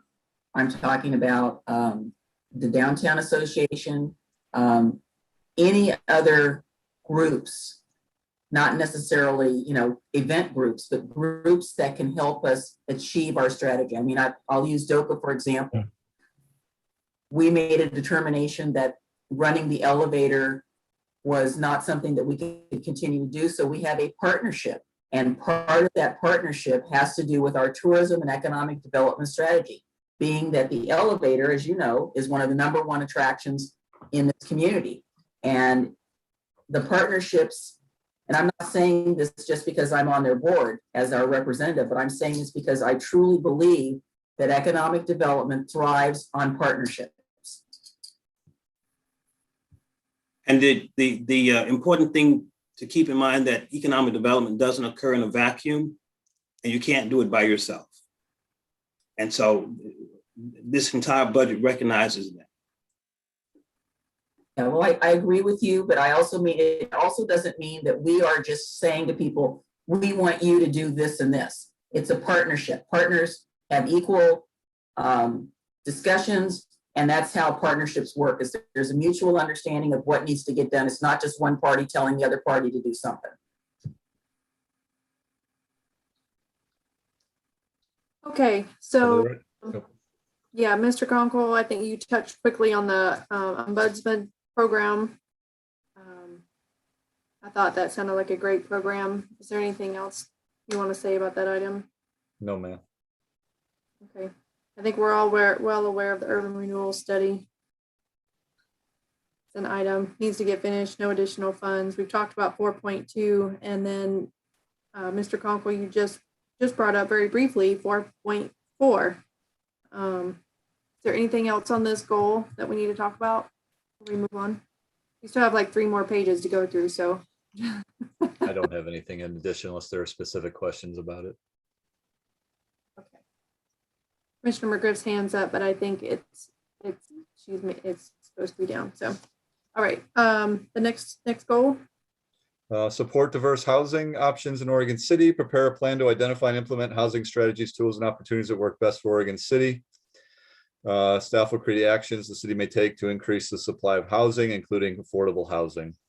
So a public engagement component, implementing those results from the public engagement into strategy identified in the severely rent burdened community conversations, as well as input from other committees and the commission, both planning and city, and then a best practices and strategy.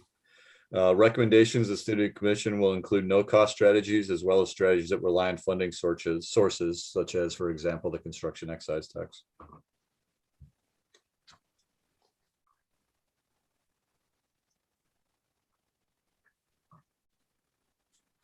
Any question? Commissioner McGriff. Thank you, Mayor Lyle Smith. I'm having a little bit of heartburn over this particular goal. I don't have a problem with the goal to support diverse housing options, but I'd read something else earlier about, I guess what I find frustrating is that provide additional housing choices. So assuming, using the word choice, assumes that there's something out there. So to me, it's more like additional housing opportunities. we can't make anybody build anything unless we are willing to put some incentives, which you talked about, the excise tax or whatever. Right now, if you look at the choices that community members have, even including myself, we don't have a lot of choices. The building community builds what they think is going to be the most profitable, and it's the same old stuff, which is why I'm having heartburn. So I have a problem with the word choices. That assumes that there's some choices, but we're going to have to help kickstart this in some way if we're going to provide other opportunities for people, because they're not coming out of the woodwork to build affordable housing unless they get lots and lots of money. We don't have lots of money, but we can partner with others to get some of that money to make that an option. And I just, I guess part of my frustration, again, just so you know, I've been tracking some of the bills that are floating around in the legislature, and I've already personally written to our Representative District 40. I just get sick and tired of the state jumping the gun, telling the jurisdictions you have to do it this way. They're not even giving us a chance to implement what they already have on the books. And now they're coming up with more stuff. And I just, where do we get to put our foot down to say, give us some breathing room so we can try to do this? They're pulling them out faster than, it's like flapjacks. All kinds of crazy stuff. And I guess my frustration about it is coming out because we keep hearing this and they don't give us any time to even think about it or look at it. So this was in reference to 5.1, update our city code to provide additional housing choices in Oregon City. Is there consensus to change choices? Well,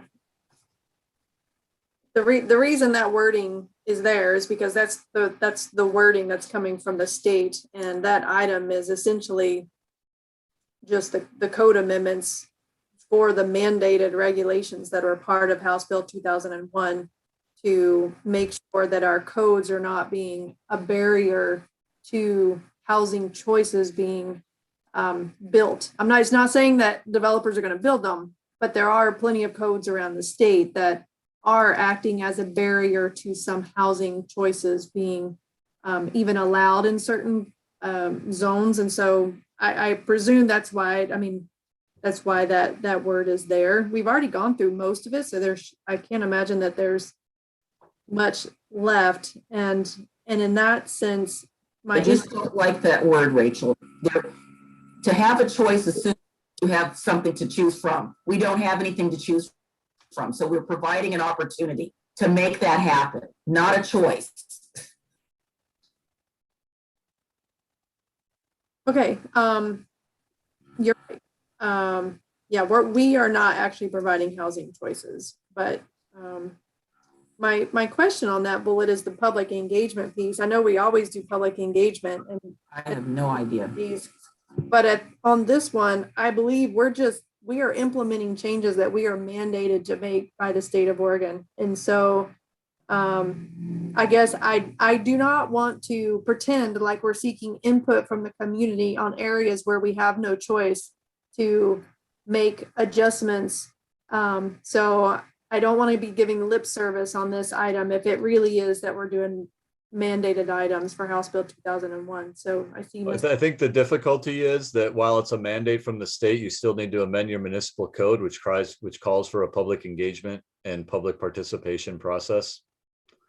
I agree with you because I think we want to do it the Oregon City way, which is why I appreciate what the overall goal is. It's gotta work for us, even though it's state mandated. If it just is, we're just changing it to change it for its sake, it's not going to help us. We've got to tailor it to our jurisdiction to make it work. Otherwise, it doesn't work. I don't want to do what I particularly don't want to do what Portland is doing. And I don't particularly want to do what Mill City is doing. I want to do what works for Oregon City. Ms. Turway, do you have any comments on this?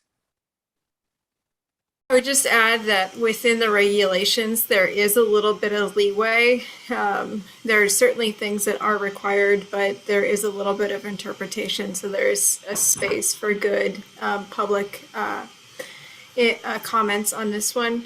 And so we do have some public comment component, but there's no advisory committee or anything like that. Okay. All right, and just so that we can be clear, I am not promoting housing that looks like Portland. I've seen that online. I've seen people question whether or not I'm supporting housing. That's just absurd. That's not where I'm going. So I'd like to be very clear about that that's not what I'm promoting. I don't know how people are making that connection and that jump, but and since Commissioner McGriff, since you brought it up, I want to be very clear that that's not what I'm promoting. But I am promoting strategies for trying to reduce the housing cost burden that is on our community, and looking at housing strategies is the logical next step. If we know we have a housing need, we know we're a rent burden community, then we need to look at strategies that we can consider to try to help in the situation. Commissioner McGriff. How does anybody in this community take a leap based on inadequate information? It happens all the time. And we spend a lot of time refuting some of this, and I'll say it, some of it's phooey. And it's just like, if they want to, if you're out there listening, just ask. Don't leap to a conclusion. It's a lot of wasted time that we could be working on something else. So I'm with you on that. Yeah. All right, so the last one is 5.2, and this is one that staff proposed to be delayed. Mr. Conkle? Yeah, so conduct a more detailed analysis of Oregon City's housing inventory. Work with a consultant to conduct a detailed analysis of housing throughout the city to the level of detail that is available. More in depth than the housing needs analysis, and include the general geographic distribution of various housing types, housing availability, quality, and affordability. Online survey to identify housing and amenities throughout the city to provide a snapshot of housing in the community. Review by the public, CIC, Planning Commission, City Commission, adoption through a legislative process. Once again, I think it was trying to prioritize what seemed to have the highest level of support based on the voting, overlaid with the available funds in the general fund and the staff capacity, especially in the community development department, with projects of this size and nature. Okay. Commissioner McGriff, is that a new hand? No, it's an old hand. Okay. Obviously, you all know that I feel very strongly about this. I understand what the costs are, but it's very difficult for us to be strategic about all the other goals. So I really want to challenge staff to go out there and find some grant funding for this, because we can't do the job that we need to do with those other goals in this section without knowing what we've got. If we have to go out and have people, involve some neighborhood associations to help us find, how many duplexes do we have here? How many of this we have there? Let's put some people to work. It's the base information that we should have had before we started all of this. And again, I'm just being a fuss budget about it, because there's a logical progression. We did this implementation over here without having the information we needed to really make it work. So I hope that we can find some grant funding for it, because to me, that would make all the difference in the world and give me a level of comfort that I know what we're talking about when we're implementing these code requirements from the state, because we're flying blind. So challenge, and somebody hopefully will accept. I guess I need clarification on that, because I do not have the staff to accomplish all the goals that are in the expectations of the planning department to complete these. So you're asking me, so I'm saying if we can find some grant funding, we seem to get grant funding and other things get pushed around because, oh, let's do it because we got some grant money. So somebody's got to be funding this, this type of work, because to me, it's fundamental. You know, again, this is the planning geek part of me coming out here. So again, if we can find some grant funding, then we can do the job that we need to do to get those other goals, 5.1, done adequately, correctly, with information. I'm not saying move it. I'm just saying if we can find grant funding, let's find it. I hear you loud and clear. Like many things, finding the money and then the ability to do it with staff is the issue.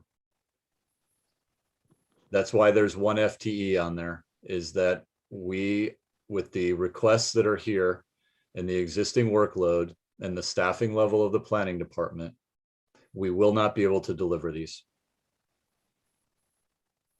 Yeah, I will say, I've always thought that I understand. when we talked about this goal, that the planning department needs a housing person. And I think if we're ever going to get to be really working on housing, that's going to be where we're clearly not there yet. I think that's a future version, maybe a biennium or two out, maybe. I don't know. But 100,000 and one FTE, I mean, you're looking at that would be a $300,000 to $350,000, probably $300,000 grant, and hard to find. Commissioner O'Donnell. I can dream, can't I? Sure. Commissioner O'Donnell. So my thoughts on this are, the first question always is, in the gathering of information, what is it we hope to achieve if we had that information in front of us? And my thoughts on this pursuit of affordable housing, you know, I know that I can be viewed as an adversary to the Home Builders Association. In fact, I'm not. I'd love to have some of their input. I'd love to have a cost breakdown on what does it cost to build a house? Where are the cost elements? How can we impact any one of those? The land, the permits, the raw material, the labor, you know, help us understand the product we are trying to provide, because currently we don't understand what it is we're trying to provide. And I think that could be the subject of a work session. As far as gathering this information, I'm not sure what would we do with it if we had it.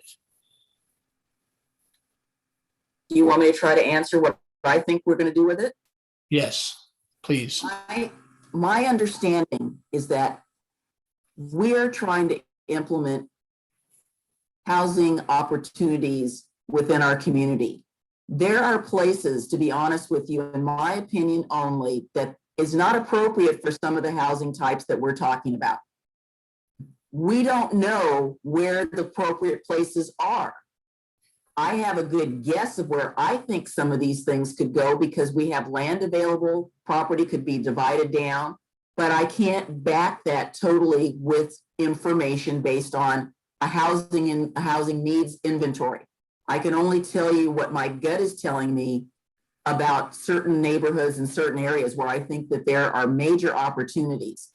Obviously, the concept areas is one, because we don't have anything there yet, but there are places within Oregon City where some of these housing opportunities could work very precisely. And if we were strategic about taking those categories and saying, you can do this here, rather than, as I said, the state's approach, and I don't totally agree with it, one size fits all, just put it anywhere.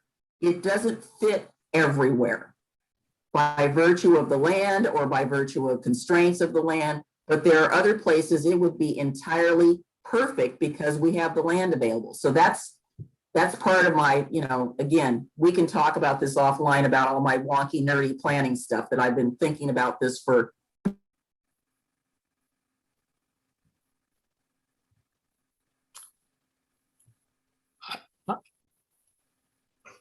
Commissioner O'Donnell. I would just say that task is Herculean. I mean, the many factors, especially if you're viewing it as an infill process, that is a very difficult task, because you're going to run into covenants and restrictions and what you can and can't do. And you won't even know what those are until they're researched in depth. I think the more productive effort would be in new development areas and understanding the product we're trying to provide, and starting from scratch, where the state actually already dictates that you have to pursue these type of offerings in new developments. Thanks. Okay, so it sounds like essentially this item is one where we do not have the staff capacity to implement this item. Is there general consensus? Is it being removed from the list? Is that question to me? We would be proposing to put this into a parking lot to revisit. That's what we talked about at the retreat, and I don't have any problem with that. I don't want it to go away, but it can be in the parking lot. I mean, I would love to do a lot more housing, but I think we have to provide staff to do it. I don't think 3 people in the planning department can continue doing all their work plus implement a housing program, which is essentially what we're talking about, kind of standing up. All right, I think that's everything on that goal. Okay. Goal number 3, support improvements and partnerships that contribute to our hometown feel and showcase Oregon City's unique community identity. 3.1, determine established relationships with the tribes that have a shared history with Oregon City. This is a 2-part project proposed approach. Staff will work jointly with all 5 tribes, identify the Willamette Falls Legacy Project, and make connections with other tribes that reach out. Introductory meetings between elected officials before a full meeting between elected bodies to form the basis for formal government-to-government relationships. Potentially development of a formal agreement with commitments such as continued communication, collaboration, or formal recognition of past harms. Okay. Any questions on that one? No. The next one would be the city would fund the installation of a memorial currently being designed by the Confederate Tribes, the Umatilla Indian Reservation, to honor the Cayuse 5.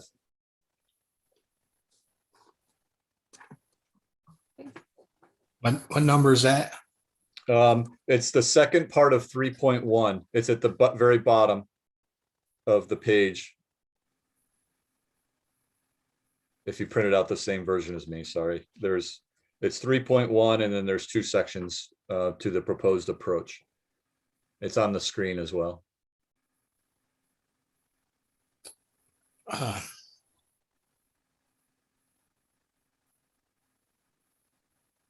Commissioner O'Donnell, I thought you were going to go and say something. Well, I am. I know we've had this discussion with the tribal members. We are awaiting their concept of what they want to put forward. I don't know where the $150,000 figure came from. I know we have a basic understanding of what they would like, but the next step on that was for them to provide us with their concept to review. I don't disagree with establishing this. I'm just not sure about the dollar amount that's allocated, and maybe that's just to reserve that, but hopefully doesn't go that high. And also, I think those discussions need to come forward, and starting with what the tribes have agreed to do, which is put forth a concept and get some cost estimates on it. I think that, follow up, and I appreciate where you're coming from. I mean, we've had general discussions. So we went and worked with the Parks Department and the Public Works Department. So to try to come up with a cost estimate, when you look at the memorial that's going in at TSW, as well as at the intersection of Malala and 213, we have significant rock work, not rock work. It's a similar construction type to what you would see. And, this is consistent with what we're seeing in order to construct those improvements. Well, that number kind of floors me, because on my vision of it, I thought it would be like 5 granite pillars and then maybe a larger pillar, which is what was described to us, and then placed in a proper location. So I'm just balking at a number that I mean, I understand what you said, how you determine your estimate, but I would still await the concept. But if you want to earmark these monies as potential, I understand that too. Yeah, I think it's a best estimate based on what we know right now and what we're seeing on the construction cost side. For the whole project, or our contribution? That is the whole project. Okay.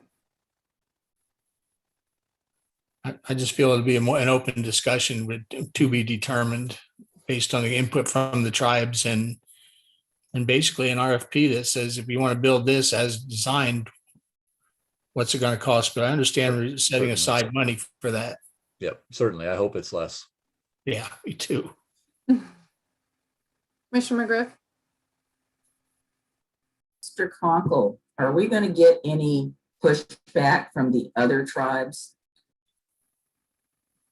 I guess my worst case scenario came into my head after I reviewed this and thought, okay, so we have a monument to the Cayuse. Are we going to have to have a monument to this group or that group or some other group? Maybe it's a non-issue. Well, I think that this was a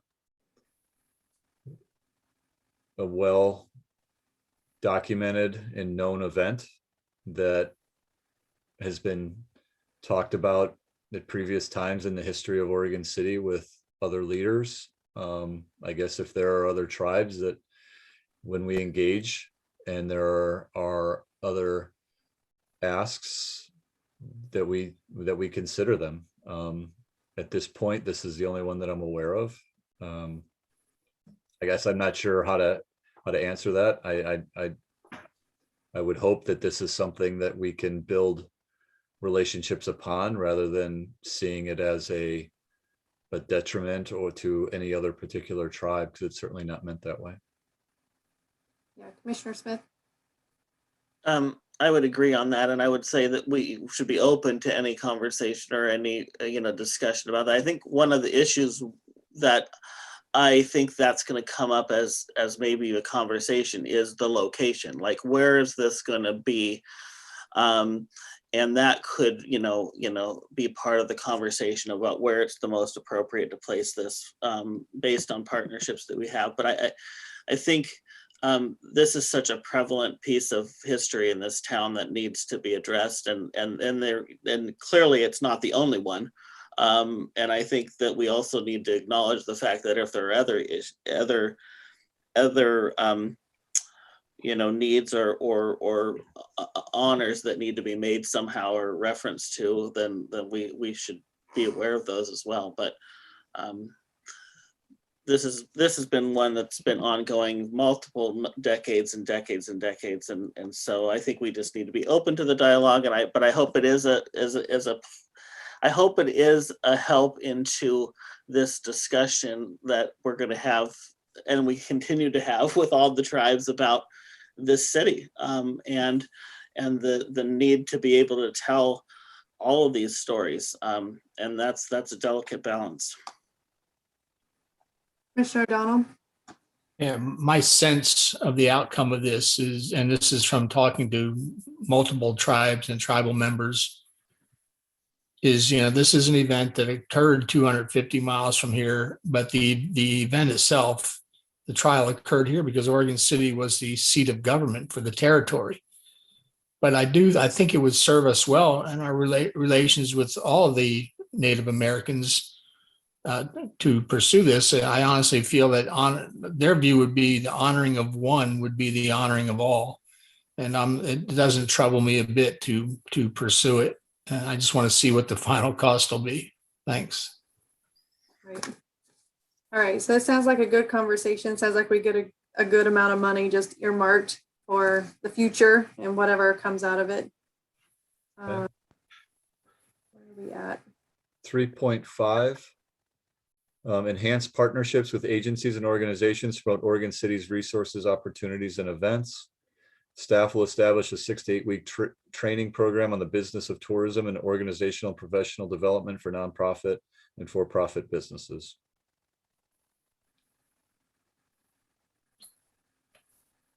Okay. Commissioner O'Donnell? Is this the program that Mr. Graham referred to, or is it something different? This is the Concierge Institute. That is the program then. Okay, thank you. Okay. Any other questions? No additional funds requested because the funds are already in that other $680,000 line item. Yeah. Okay. I've got that one memorized, apparently. 3.3, promote the arts as a focus of community identity and reactivate the Arts Commission. Staff will engage the arts community of Oregon City to further nurture community identification and reactivate the Arts Commission. Promotion of the arts will include public display of sculptures, paintings, decorative features, horticulture enhancement, and historical portrayals, events that include music, dance, poetry, and other forms of artistic expression. So really just trying to begin that Arts Commission and giving them some funding to be able to work with other organizations, artists, entities to try to begin this. Any questions? No. 3.2, use art to attract and engage more community members and visitors. Staff will investigate the feasibility of the development of an arts incubator to help artists realize commercial success by establishing a facility to house studios, conference rooms, and administrative, financial, and legal services. So trying to help artists with some of those roadblocks that may exist as it relates to improving, providing, marketing, creating arts in our community. Commissioner McGriff? I'm just going to bring to the forefront that there's a facility in Portland called Milepost 5 that's sort of an artist collective that was partially funded, or at least to help initiate with the city, and they got other funding to help make it a reality.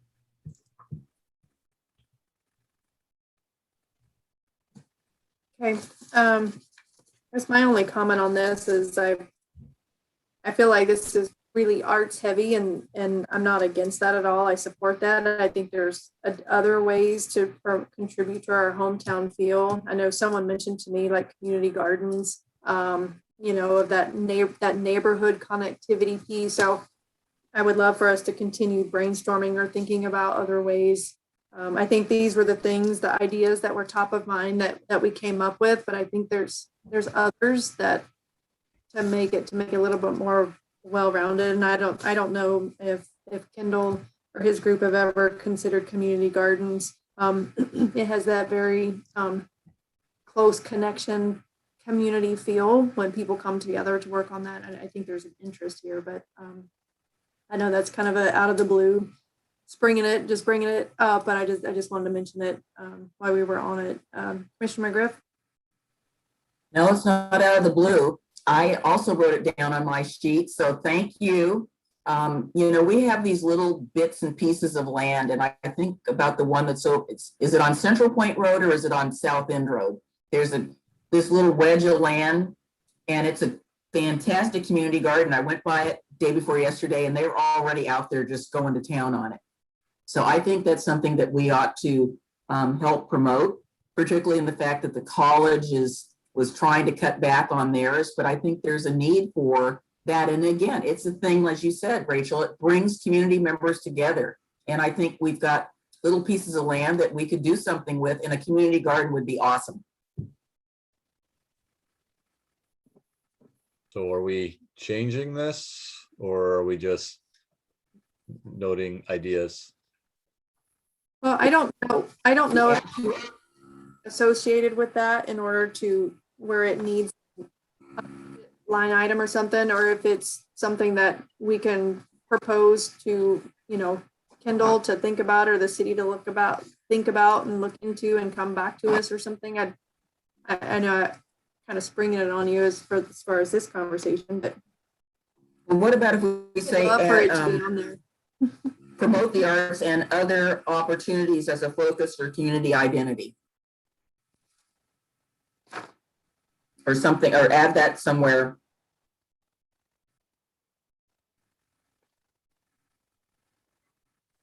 Maybe it's under 3.2. Seems like we could just add a word or two. It could even be under 3.5 because it could be a partnership. Well, I think we need to hear from Commissioner O'Donnell or Commissioner Smith as to whether or not it's like, is this a line item? Is this a modification to existing one? Is this an additional one to add, or do either one of you want to leave it as is? Commissioner O'Donnell. Oh, I remember the discussion on art, and I believe Mr. Graham even commented that art becomes a cause to make the place a destination. And I remember the conversation being such that we'd really love the art to be, although we can't dictate it, or maybe we can, and we want it to be of a historical nature that complement Oregon City's identity. And of course, we often, and I always refer to the mural that's been lost on the corner of 99 in Maine. I'm fine with leaving it as is. I'm not going to modify this, but I've got no issue with trying to develop senses of community by community gardens, but I don't necessarily know that that falls within this purview. So Is it something that could be incorporated into the master planning process? I was just gonna say that. I think that would be a better fit. The Parks and Rec master plan? Yeah, I agree. That'd be a better fit. So I think it's a discussion that has to happen, and I don't have answers for you right now as to what it would cost, where it would go. Right. Yeah. Yeah, that's why I felt kind of bad springing it on you and bringing it up, because I did feel like it was kind of coming out of the blue, but yeah, that sounds like a good fit. Looks like you got consensus. All right, are we on the last goal? Oh, no. Yeah. 2 more and then we're going to take a break. Goal 7, protect and preserve our environment, health, and natural resources, develop a climate action plan. Work with a consultant to create a climate action plan focusing on actions the city can take to decrease the environmental footprint of city facilities and operations. Engagement with PGE and other potential partners to identify opportunities to reduce the impacts created by city facilities, and then bring those recommendations for the city commission to consider and potentially adopt via resolution. So really, we were looking at really focusing internally onto what we can do, get our house in order. And then, this is potentially one that, depending on that outcome, could be ongoing if we wanted to expand that. If we're going to start talking about, housing requirements, building requirements, I think that's a much bigger endeavor.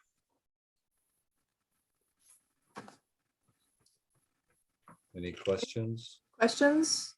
Mr. O'Donnell? I guess my question is, how did you arrive at the $100,000 figure, and what does that get us? Yeah, Laura, you want to help me out a little bit here? I know that we looked at Milwaukee has done something similar recently in other jurisdictions, so tried to get an idea of what type of, what engagement went into that and what kind of resources were utilized to come up with a plan that starts to identify what are steps that the city can take to achieve whatever goal we arrive at, from its, how we manage facilities, the investments we make in them, in the fleets we utilize, purchasing. So it's really looking at how we as a city operate, and to try to get to whatever reductions we can when in achieving the goals that we identify going through this process. So there was discussions with them, the products they had, the cost, the timelines that they've gone through, and trying to do similar work. And once again, I feel there's a lot to be learned by those who have gone before us. What are our opportunities to make these contributions to the environment? And if they've already gone down this road, maybe a quick survey from that would give us a better feel for what we should pursue or what the cost would be. If you're telling me you come up with $100,000 cost by virtue of a discussion with Milwaukee or someone, it would be interesting to see what they've done and why it costs that much. Just to add to Milwaukee, so theirs was actually $150,000 and took a year and a half. So it took longer and it included more, though it did have a lot of these actions that the city was going to take. It also included actions for the community at large. And out of their climate action plan, they also prioritized funding of 1 new FTE to implement the plan as well. And so we have talked to a variety of jurisdictions and PGE to try and get a handle on what we could do. There's certainly, you're correct that there's strategies that a lot of people utilize. So the toolbox in a lot of areas can be the same. We do need a consultant to help us quantify like what actions lead to the best benefits as far as climate action. If our goal is climate action, there's some data that needs to happen to understand what the effects of our plan will be also. But certainly it is we are not alone in doing this. There's a handful of jurisdictions that have done them. They may have called them slightly different things, but a lot to learn. And the start of this project would start right around the ending of Clackamas County's climate action plan, of which we are part of as well. And they were thinking that there might also be some strategies that jurisdictions could choose to implement if they want to. So hopefully the timing lines up right and we can continue to learn from others before we even start our project. Well, and as you just said, there will be diminishing returns. Some will be low-hanging, highly productive fruit. As we move along that spectrum, others will be less. And with the emphasis being a citizen of the world by the federal government, once again, I'm hoping that maybe funds become available, and that may be wishful thinking, but always being cognizant of that possibility. I'll leave it at that. Thanks. Okay, Commissioner McGriff. So that is really great that you've done some research on this. What I'm hoping is that at some point in time in your spare time, that there can be some sort of a chart to say, well, Lake Oswego did this or Milwaukee did that, so we can kind of get some idea of what's out there. But the low-hanging fruit question that I had, and I think I brought it up at the retreat, is, when we were building the new police facility, did we make an opportunity to put an electric charging station there? Do we have an opportunity to put an electric charging station at the public works facility? I mean, those kind of are, those are very low hanging fruit. And, it's an opportunity while you're under construction to do that. Maybe there's conduit out there that it could be connected later on, because I know in the parking lot at Milwaukee, there was, they had to retrofit a few things, but it's stuff like that that we need to start, thinking about as more and more people are looking towards that. To make it personal, I found out that a car that I'm interested in, I thought it was going to be a hybrid, but in the next 2.5 years, it's apparently going all electric. And I went, okay, I guess I need to start thinking about putting in a charging station at my house if this is going to come to fruition. So trying to think a little bit ahead. Okay. Last one. 7.6, evaluate a citywide tree protection ordinance. We are proposing to put this into the parking lot. Staff would work with a consultant to assist with a comprehensive review, tree preservation and incentives that currently exist within the Oregon City Municipal Code, rewriting applicable portions of approximately 9 sections of the code and associated guides to assist the community, public engagement, required mailings, property owner survey, virtual help in the house, and then a legislative code amendment process. Once again, in identifying and trying to look at the rankings, as well as this is very similar to the previous one. This is a planning department ask, and we're just with the timing and the funding. It's difficult to bring forward a proposal that we believe we can complete or afford. I just hope to see it in my lifetime.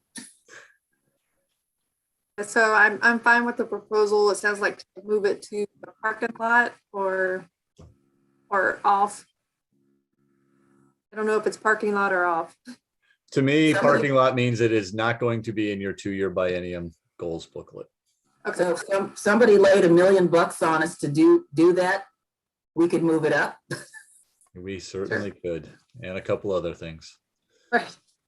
All right. So that sounds good. So we've made it through everything. The 2 items that I have made note of potential additions of trying to figure out if they can be incorporated is the website refresh and what I'm calling the charter park the charter park designations, which is a continuation, truthfully, from this current biennium and I believe the one before that. So, so my question to Mr. Conkle is, do you need for us to try to prioritize all this again, or are those two things something you can, try to work on costs on, or come up with something and then tell us if we need to try to drop something to incorporate those or reevaluate? I think I'm going to need a reevaluation and an identification of funds to use. I think I'm thinking of this. If we put one thing in, we need to take one thing out that's equivalent from a cost standpoint. So do you need to work with staff to come up with costs? We have some idea of what we would need to substitute or adjust on our current project list?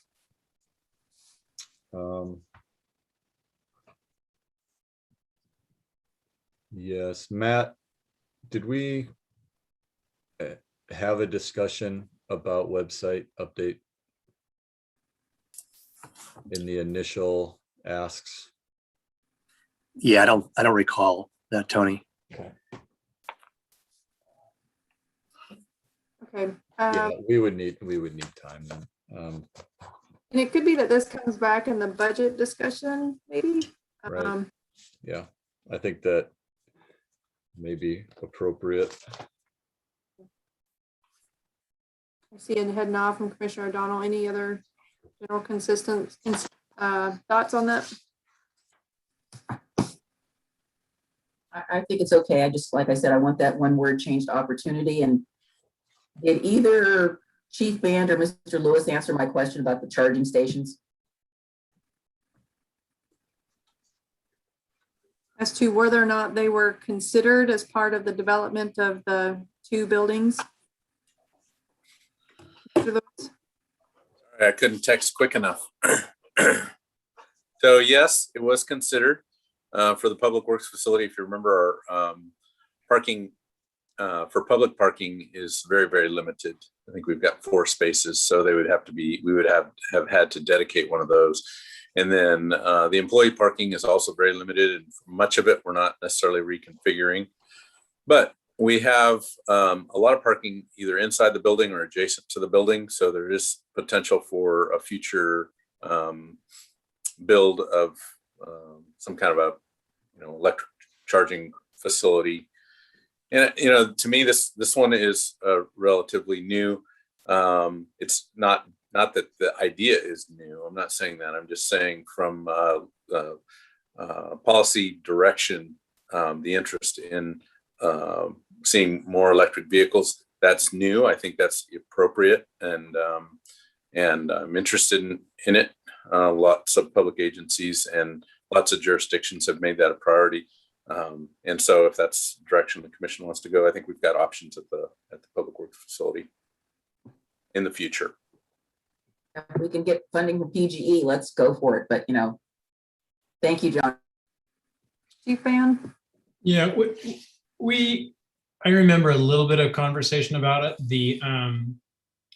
When people are coming to the police department or court, they're there for minutes. And so it just didn't, I think we didn't see it as a place where somebody was going to come and sit and park for an hour or two to where it was going to do anybody any good to plug in for that short period of time. They may not be there for court, but they might want to use the plug-in. Okay, so that's a different conversation, Commissioner. Yes, I agree. I think, interestingly, I've seen private facilities do this and do it as simply as running off a pigtail off of an existing light pole to power a charging station. So I'm not sure that it's all that difficult.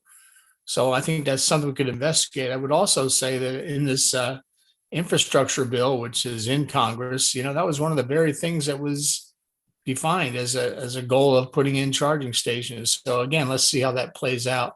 I think it's a discussion, as the mayor said, for the budget committee when it comes forward, and maybe we can gather more information from them. Thanks. Okay, Commissioner Smith. On the topic of the parking lot, website, I don't really mind if it is part of a discussion at the budget cycle or whatever, but the parks piece I think is absolutely critical, and I mean that we have to have some closure to the charter park issue within the next cycle. So you know, if that means we have to remove something, to me it doesn't make sense to do a master plan of our parks if we don't know what our parks are. We need to know what our parks are and which are actual parks, and then move from there. Yeah, I would agree with you. So After walking through these, is there any that commissioners are like, that's, I hear the priorities. Are there any that are dead last? Don't sound so great after we've identified them. well, I will say the one that I've questioned from the get-go, and I know others don't feel this way, but for me personally, the one about the fiber connectivity, I think it's a $200,000 line item. I feel like if we're spending, and I understand color of money and different pots of money, but if we're spending $1 million already on economic development, to add another $200,000 for another economic development piece, I would be willing to give up that private public partnership, which I feel like is going a little bit out on a limb. I mean, it's a very aggressive move, and I would support removing that one. But that's just my personal opinion. Commissioner O'Donnell, is that a new hand that you have up or old hand? I was taking a lesson from Commissioner McGriff and I just put it up and leave it up, but I'll take it down. So in the housing, there was, sorry, let me get to it. So 5.1, update our code to provide additional housing choices to Oregon City. Or is there agreement to remove choices and put opportunities as the revised strategy? I see 2. Can we give thumbs up, Commissioner O'Donnell? Sure, Okay, so I'm we'll fine with that. Okay, and then for the budget discussion, we will bring back cost estimate for the website update and additional information and clarification concerning the charter parks where we're at. Yeah, I think that would be helpful. I agree with Commissioner Smith. It needs to be a priority. So, but it would be good to know like some cost estimate or even if it's a guesstimate of, you know, we've been doing that for several other line items. So it would be helpful. Commissioner O'Donnell. And I would specifically agree with Commissioner Rocky Smith that the promenade is such an asset to our future development and tourism that needs to be front of the line. Thanks. All right. So those 2 outstanding items, is there agreement with everything else? Okay. So I think at this point, I'll say obviously generally yes.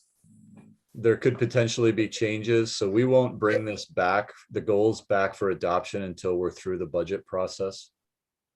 If that's fine. Okay. Sounds good. All right. Well, congratulations. Clear cut, Mr. Conkle is the number one. I'm sorry? The only one that's really without any debate or doubt for me is goal number 1. So we will move to renumber the goals. I don't know. To me, it seems like the commission goals booklet includes the goals and the strategies, not necessarily the approach. Is that acceptable? I think you could maybe come up with a different way. I mean, I really like the way that you approach the goal setting session, really kind of not throwing out the baby with the bathwater, but looking at it in a different way. And I think maybe I would like to suggest you take a little bit different look at how it's rolled, how you lay it out, because I think we're using a different approach. And I think the approach that we had calls into question that we can't really use that same method. I think it's got to look a little bit different. Yeah, I would agree with that because I've always had heartburn with the way things were presented before. I like the idea of just presenting our goals and then having the work plan of how we're carrying out those goals be a separate. It makes our goals maybe like a one-pager, but then the projects for implementing the strategies and how we implement them is kind of a different Document. Mm-hmm. Is there consensus that the commission goals for this next biennium is just the goals?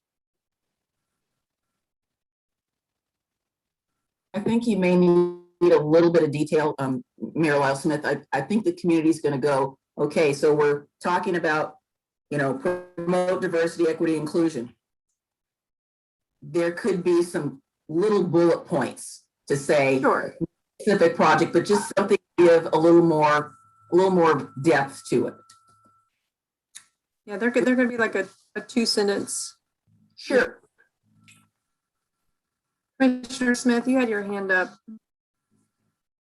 Yeah, it was on kind of off this topic, but on goals in general. And I think it was already answered. We're gonna have the budget conversation, and then the goals will come back for us to finalize, right? So the assumption at that point would our newly appointed city commissioner would be on board at that time to at least make comments on our final goals, or at least see them and have a say in the final vote of them. I guess I don't expect that our new city commissioner coming on is going to necessarily derail anything, but they sure as heck need to have buy into it, and or at least be part of that vote when we sign off on them. If they're getting appointed, they better be buying off on it. I guess that could be one of our questions. I guess from my standpoint, it was just that we're not done yet. There are potential changes, so it didn't seem appropriate to bring it forward for adoption. Right. And then your other question was how we presented them. How do we present them to the public once we have them defined? Can we, due to the late hour and where we're at, can we circle back on that item since it's still draft? Or I think Commissioner McGriff and I are in a particular camp on supporting a different type of way we present them. Commissioner Smith or Commissioner Donald, do you have any comments on that? I agree with what was said. I mean, I think it could be pretty simple. I'm amenable to that also. Okay. Okay, I guess we've heard you. We'll try to come up with maybe one or two options. Obviously, hopefully one, but more than that. Yeah. Okay, so I think we need to take a break. We've been doing this for a couple of hours now, and then maybe we can talk when we come back about how quickly we can go through the other items, or if we're moving items to a different meeting. So do we want a 5-minute or 10-minute break? 5 minutes. I see 5 from Denise. That's okay. Okay, 5-minute break. Why don't we come back at 8:35? Maybe 8 minutes.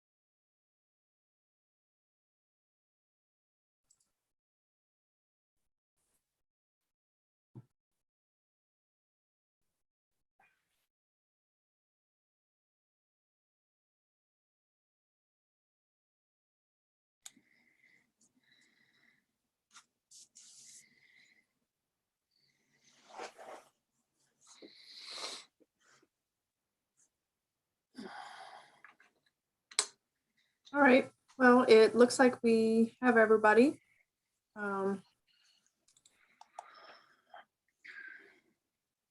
Mr. Cockle, in looking at the agenda, how long were you thinking number 3 and number 4 were going to take? I would imagine it's another 45 minutes to an hour. Together? Yes.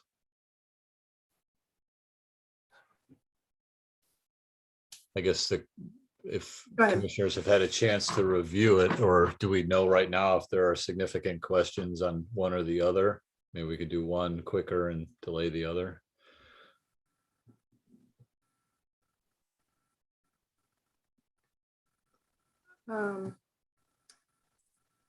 I guess my thought is I will probably have the least amount of questions on the tree canopy item, but I don't know if does the geologic code have any, I see thumbs up on that one. I think the geologic hazards one could get into the weeds and take a little bit. Is there a time pressing as far as our public hearings plan for the geologic hazards package?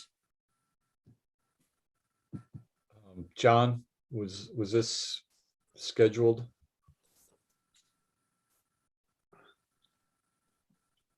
I'm sorry, I just touched back at my desk. So question is, Geologic hazards, is there a public hearing date already out there? My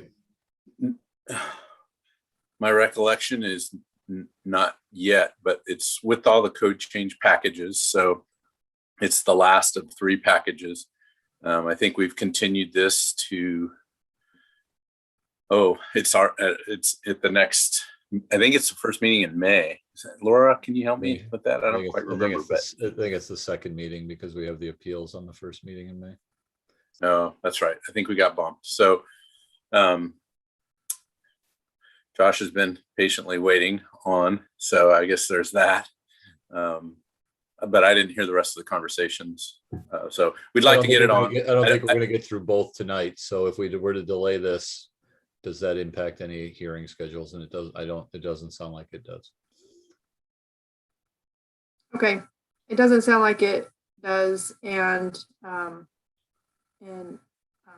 feel bad for Josh, but I think it's the best option.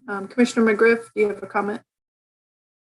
No, not a comment, a question. My one question about item number 3 is that I thought we had changed the slope requirement. That's what I didn't see in there. It looked like it was not what we had discussed.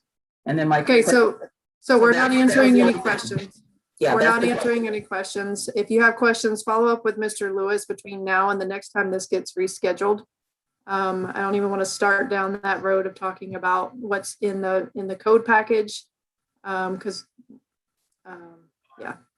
All right, so apologies to Mr. Wheeler for hanging out and listening to us with the goals. I appreciate you waiting. I just think it's too late in the hour to start that particular item, and we should move on. All right, so we're going to move on to the, I guess the other thing I'll mention is you all should have received public comment from Roseanne Johnson on the Home Builders Association. So now you'll have time to read it because she sent it really late this afternoon, and that was on the geologic hazard. I did not see that. Right, it came in super late, so just look in the email box. You should have it, and if you don't, let me or Katie know. Thank you. All right, so we'll move on to item number 4, restoring the tree canopy damage. Ms. Turway.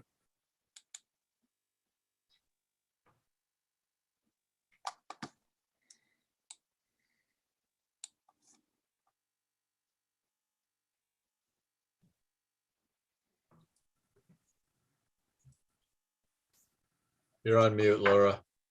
It was a great opening, though. Thanks. All right. It's easy to forget the damage that was around the city from the ice storms in the early February and all the destruction that it caused our canopy of trees around the city. But I like this picture because it was just one of those early days where we're just trying to get through so we can get the roads accessible, but really a lot of damage that was quite significant. And so a little bit more pictures from around town from the first 3 days or so after the damage occurred. Some trees just fell over.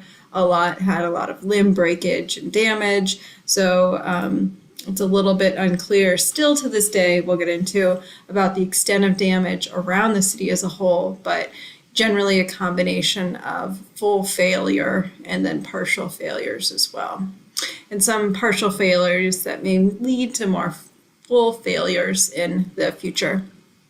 A lot of the failures that happened ended up being because of either structural deficiencies in the trees, whether they were rotted or other things. And then also what ended up happening is we had a lot of trees that didn't have proper pruning. So the existing stock of trees within the city just hadn't really been cared for in a way that set it up for success. So we had really large, heavy limbs that maybe should have come down already or been pruned in its younger years that then failed.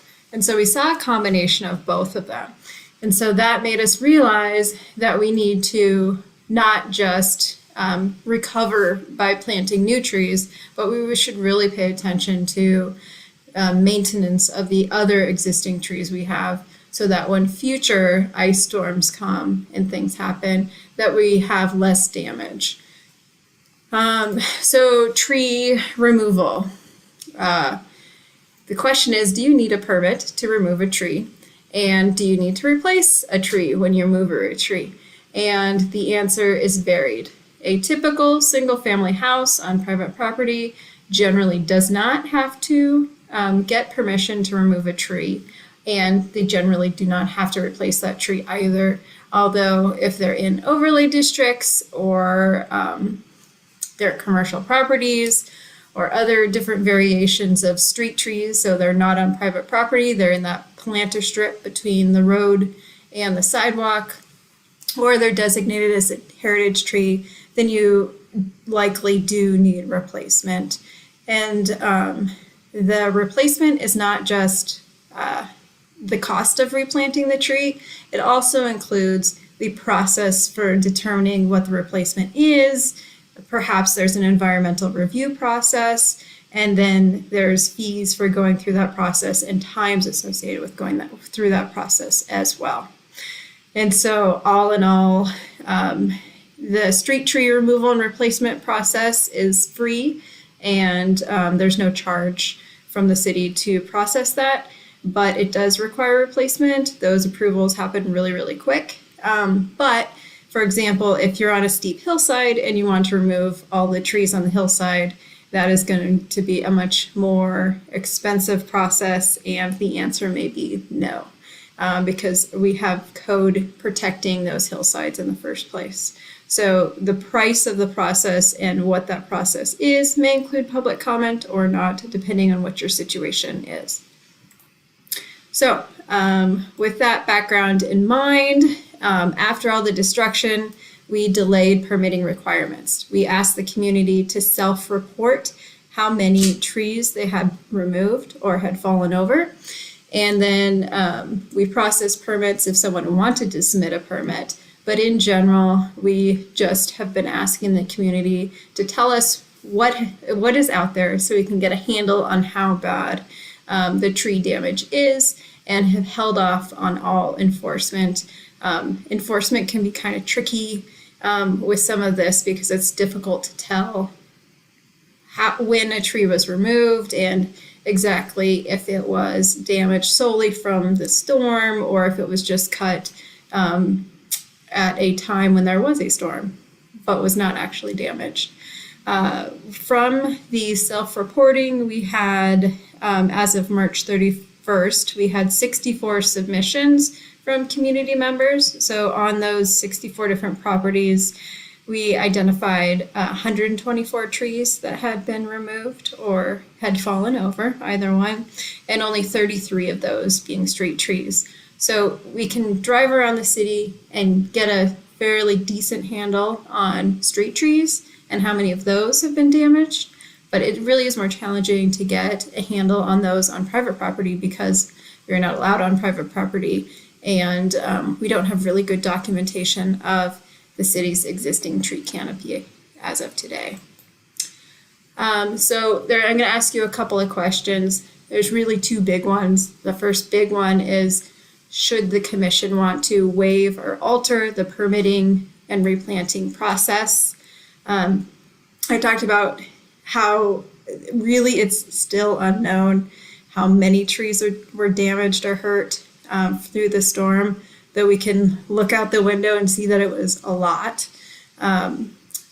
With those enforcement challenges, we anticipate if we were to do our traditional process where we either see or we self-initiate code enforcement for a tree that's not there that is supposed to be there, we anticipate it taking a few years to go through the code enforcement process. For all the properties in town, we'd have to plan out an approach where we go sort of street by street. And when we do that, our goal is ultimately for the tree to be replanted. So we work with property owners to do that. But given that it's during a pandemic and there's other challenges going on with other tree limbs that they may still need to remove or clean up on their property, I would imagine that it may be a little bit challenging for some of the property owners to do that. So what we are proposing is a package. And what that package is for all the trees removed between February 11th and May 31st. So between the event and sort of a date in the future, because we know that people aren't done cleaning up their properties, it's still happening. We are proposing to waive the permitting and replanting requirements for all trees that are outside an overlay district. All trees, all properties, all circumstances. However, if there is a tree within an overlay district, whether it's historic or environmental, and it would be subject to review by that overlay district, then we're proposing an alternative process from the norm. We're proposing that they pay a reduced fee of $89 and they have a replanting plan.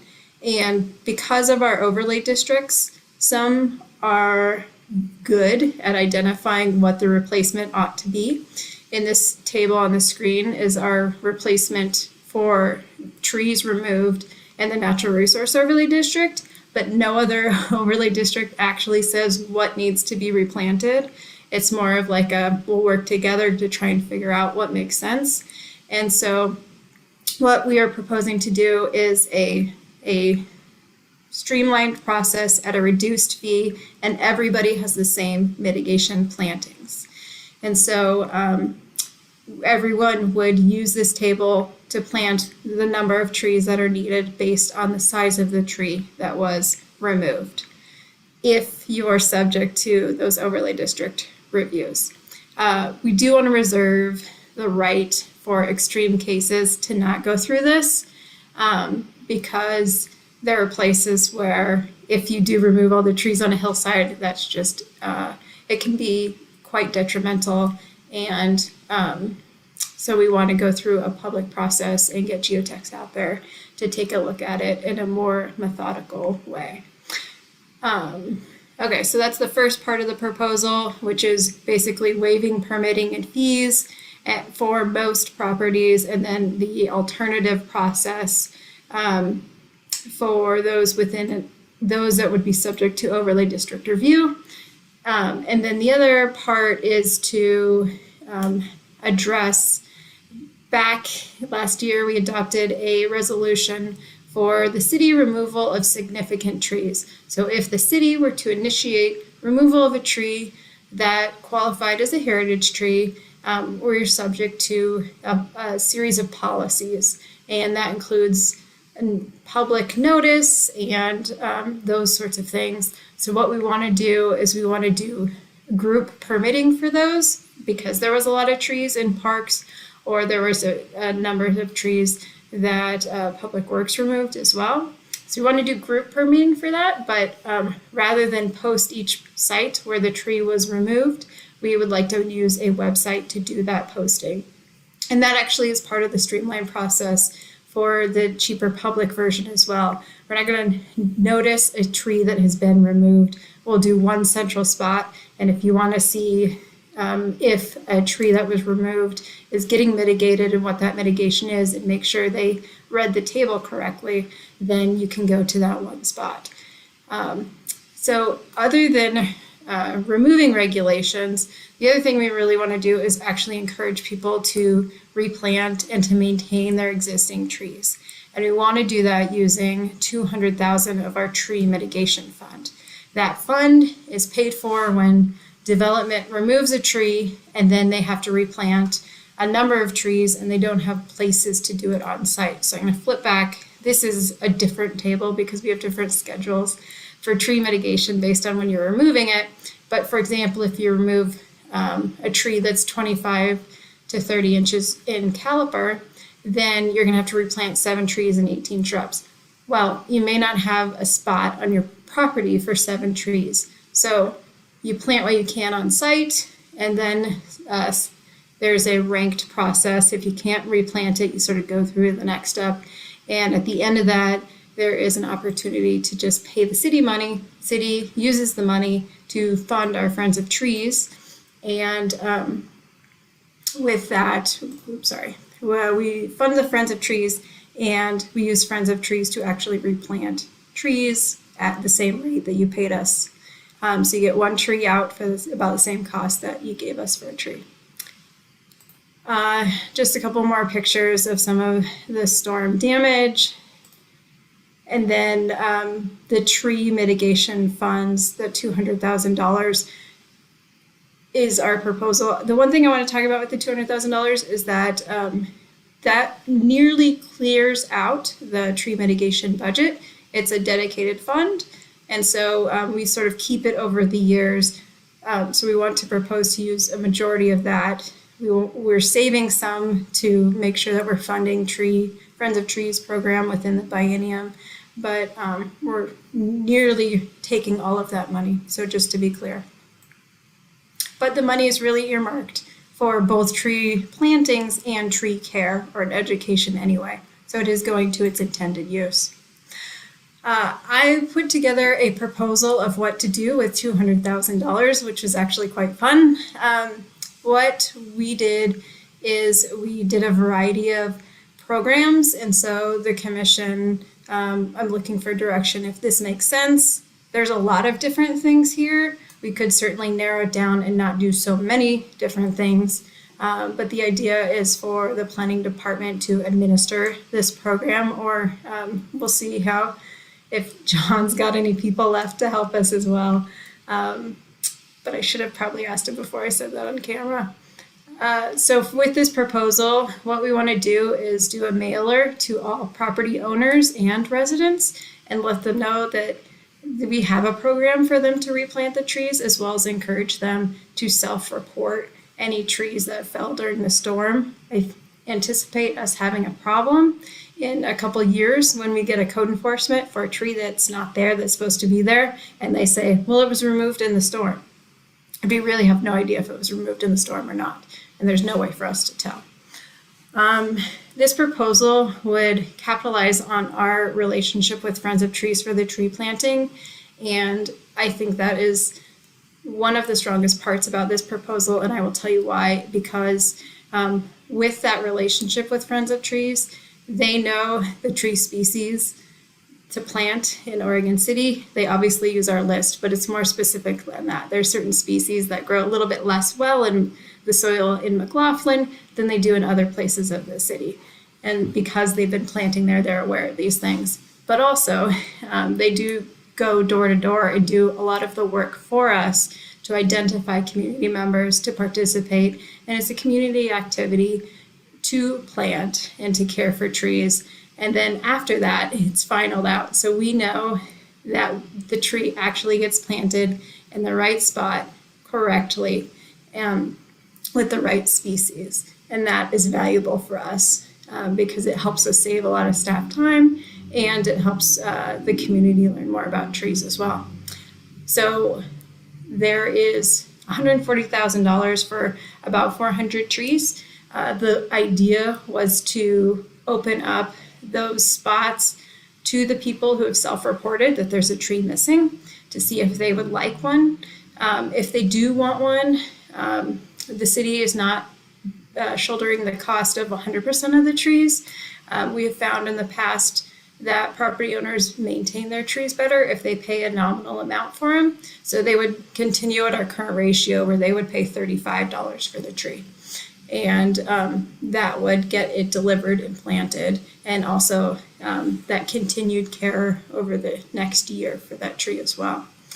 And so we would do the tree planting. We would also hire an arborist to do some consulting on trees over 13 inches diameter at breast height. And so those larger trees, that way, if a property owner is uncertain if they can save a tree or if they have to cut the tree, we can get someone who knows what they're talking about in there to provide some advice. Also, we're proposing a tree plant pruning event, and the trees would be 6 inches or less. It was about 8 feet or 8 years old or less. And we like that size because you can prune it from standing on the ground. And we are proposing to go through a neighborhood and do pruning on those trees so that they don't grow up and fail when they're older. We can get them when they're young.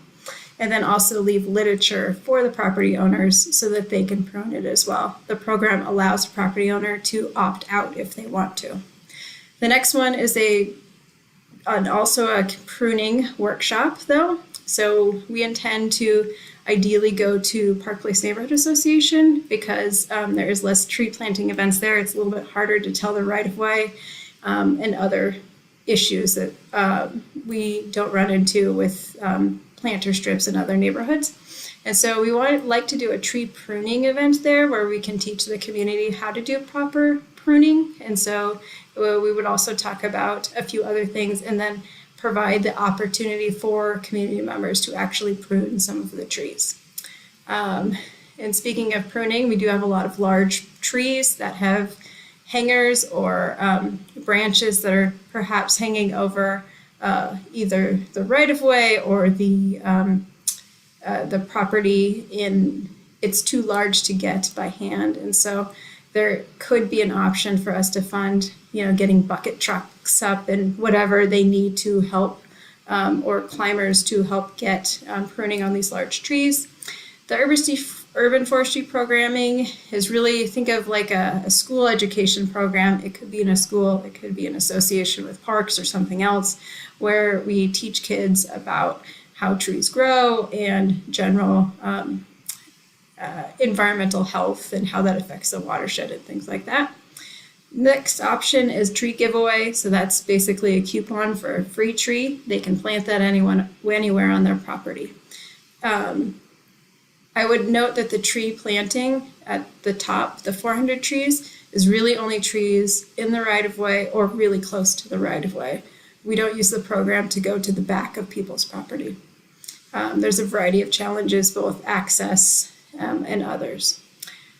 The tree inventory is something that the Natural Resources Committee was already interested in doing. They would like to work with our GIS department to create an app so we could crowdsource trees.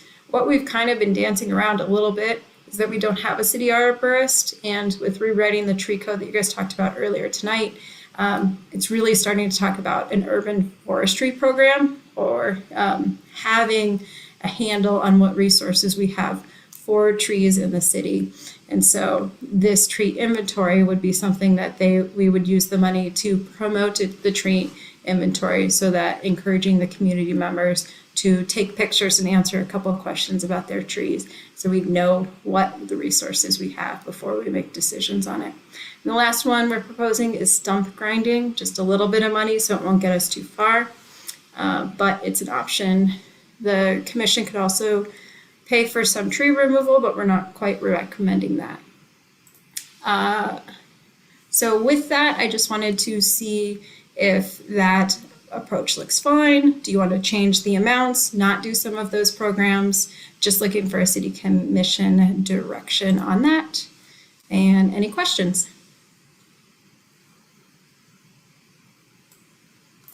All right. So I think within your presentation, you had a couple of questions where you were looking for direction. So we have those questions to answer and then just general comments. Commissioner McGriff. Thank you. I really appreciate all the work that you've done on this, but I think the chart is going to be too complicated for the public. It needs to be simplified. So I am not clear when I read the report whether you are recommending that we waive the permit and also say that if you get a permit or free or whatever, that you don't have to replant a tree. Am I reading that correctly, or am I not reading that correctly? Great. Yes. So the first question is, do we alter the permitting process and the replanting process? The recommendation from staff is if you are subject to an overlay district, whether it's flood, historic, natural resource, whatever, then you need to replant. We don't think that we could make findings legally that would allow us not to replant because we'd run into some goal issues with the state. So I'm not in an overlay district. I mean, let's say I'm not. So if you're not, we're proposing to waive the whole thing. There's too much damage. It's too widespread. We can't really get a handle around it. So it was obviously natural caused. It's sort of, ideally they were naturally caused, yeah. Ideally, yeah. So then the second question is, so you were saying, I think that the time frame is too short. I will tell you that at the property that I am a property manager at, we are not able to get our appointment for our tree trimming removal until late June. That is how far they are booked out. And I snagged that date because they said, well, we've got this date and then we've got some in July. So I took the first one that they had available. And this is generally most of the companies. I guess I think that where there's, and I'm gonna go out on a limb here because you know what a skeptic I am. I'm gonna say that legitimately tree damage, I would support waiving the permit process, but I do not support not planting a tree. This is not the time for us to say the tree canopy gets completely diminished and wiped out, and this is not the time to be planting trees. So I would recommend we defer that to the fall for replanting because that's when you replant trees. And then my other question is, so we've got tree damage on 7th Street, Main Street. I don't think any of the trees on Main Street got wiped out, but 7th Street particularly, there are a whole series of trees that are on the, in the public right of way that I think should be replanted. How do property owners or business owners get to assist to get those trees out and have something replanted so that we still have, I look at our 7th Street plan and I look at how much it's been decimated, and I would, I think particularly on 7th and the corridor, we need to really get more the trees replaced and replanted on that corridor. I mean, that was part of the big plan we had. And some of those went down like, I could have snapped them in half. I mean, I'm just surprised at how many got damaged, but it's the way it is. So, question about the time frame, because again, if people are still trying to book tree companies, they're just not going to get it done by the end of May. I mean, I foresee this going into, unfortunately into the summer with some of the damage we have and how busy the companies are. And I think we need to do everything we can to make it easy for somebody to replant a tree in the fall with assistance. Yeah, that's a good point about the timeline. I just sort of picked a date because I was trying to balance if it was too long. I wasn't sure if that made sense if we're waiving requirements. You're less certain it's associated with the storm the further out it gets. So picking the date was rather arbitrary, to be honest. So it's good to have some feedback. I just knew that our debris site had gone down quite a bit. So, add a month or something like that. For the trees, I think that's where the Friends of Trees program comes in really well, because someone could just pay $35 and get a brand new street tree. They don't even have to help. So it's a really nice incentive. One of the things that we're thinking about, in addition to offering it to those people who have self-reported tree removal, we could focus on targeting specific properties. Say if we're interested in the 7th Street corridor as well. And then the other thing I forgot to mention is that tree mitigation money. Ideally, if no one has a place to replant the tree and we want the tree replanted, we could work with Public Works or Parks or to try and identify locations where we need replanting, and that would help fund that replanting on public property as well. Okay. Commissioner McGriff, do you have additional questions or your hand? No. Okay. Commissioner Smith. I feel pretty good about the proposal. I do think we probably should extend the time to maybe the summer, or at least midsummer. But I feel good about the proposal as it is mostly. Commissioner O'Donnell, do you have anything? Well, my focus always is on trying to balance the financial burden to the homeowner and where we're going to put these trees. I mean, the ones I'm most focused on are those in the parkway, that section between the curb and the walkway. I'm all in favor of waiving the fees. I think the allocation for stump grinding is too light, because I think that's a cost associated with that. I'd like to see some money's moved around there. I wasn't aware that each tree costs $350 to plant. What's the breakdown on that? If you can buy a tree for $35, is it $315 in delivery and labor? Oh, our tree caliper that we expect is bigger than that, so you can't really buy one for $35 anyway. So it includes the people physically walking around, knocking on doors and leaving door hangers to get people involved in the program, then the training and the planting of the trees. But the tree expense is actually a lot higher than you'd think, because our minimum caliper is not like we would typically find at a nursery. It's the bigger ones, so it's 1.5 inches. Yeah, I sympathize with Commissioner McGrill. I don't want people taking this as an opportunity to get rid of a tree if it doesn't need to be. And I believe in replacing them. I know even in my neighborhood, there's been some damage to the point where they need to be removed, and assisting those people with either removal or replacement is desirable, and waiving the fees is desirable. So, but again, I think the $2,000 in stump grinding is not going to go far. And quite honestly, I've watched the city crew try to do some tree pruning versus the professionals, and I can tell you, we're not good at it compared to them. So I'm not sure how you allocate those funds. The program, the intent is good. The specifics, maybe we'll have to adjust them, but I like the intent of it. Yeah, so Ms. Turway, I guess my question is about the self-reporting and code enforcement. Are you essentially saying that our messaging would be that we want you to self-report so that a year from now, when code enforcement is going around, say in 2022, and they see you don't have a tree, does that mean that you're not going to receive code enforcement telling you to plant a street tree? Got to get on the exempt list or something like that. Like in perpetuity then? Mm-hmm. Okay. I guess in general, I think the program looks good. I do think the timeline needs to be extended. I'm a little cautious on the code enforcement, and I can't imagine you'd get a lot of people self-reporting. I feel like we're kind of poking a bear here. I think the street trees and the sidewalk replacement and the requirement to plant trees is a sore subject.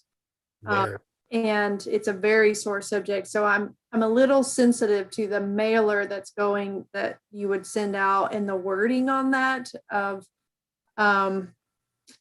because I certainly do not want us to come across as insensitive to the people who cannot afford to pay an arborist, cannot afford, to deal with this or plant trees and struggle to repair sidewalks and I guess I'm just a little sensitive to poking that bear of a really sore subject with the city, and so I would be interested in hearing others' thoughts. I do like the $200,000 program. I'm not really fond of just picking a neighborhood for we're going to prune all the trees in one neighborhood. I'm not sure about that. That doesn't seem like an equitable approach, and I just think that there's better uses of those funds, like Commissioner O'Donnell mentioned. I would support maybe having another community workshop instead in a different area of the city where other folks can learn about pruning trees instead of just picking one neighborhood where we try to prune just the trees in those neighborhoods and everybody else is out of luck, kind of thing. So I guess that's how I would favor some of the items that you have in your list. Do you have any idea of the number of residents that are in the overlay zones?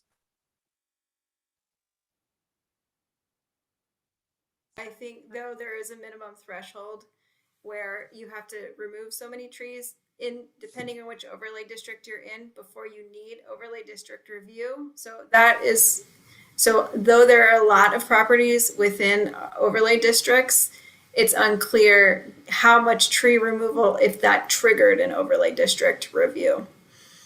So for example, for the geologic hazards code, you have to remove 25% of your canopy on your property.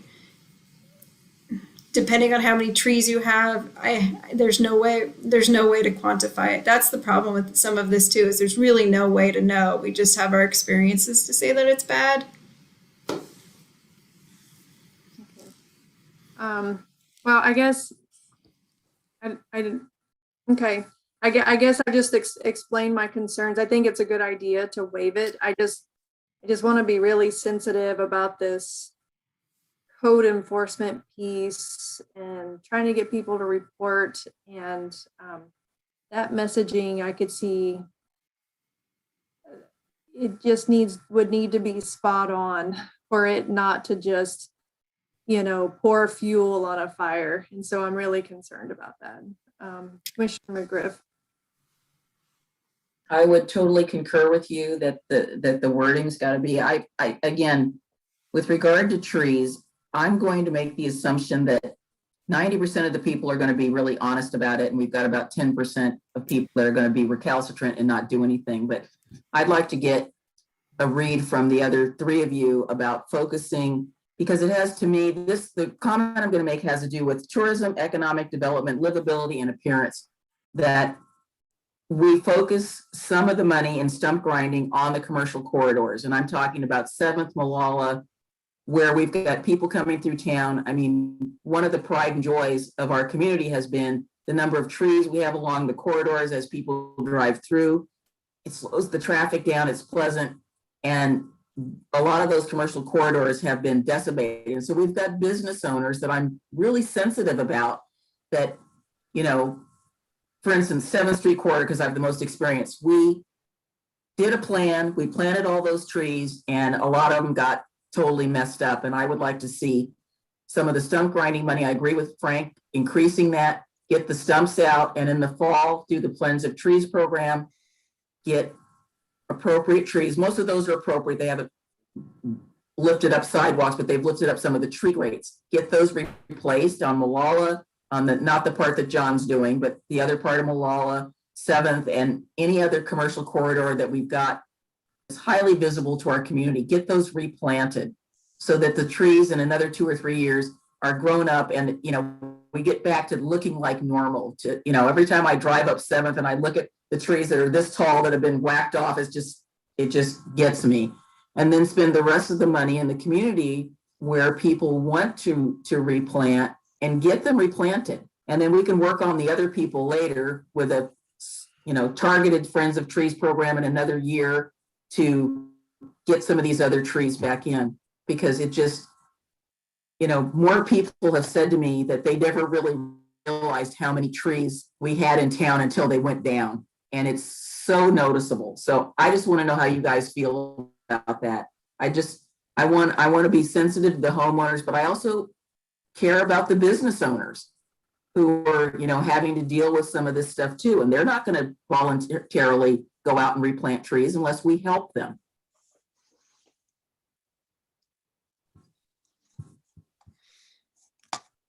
All right.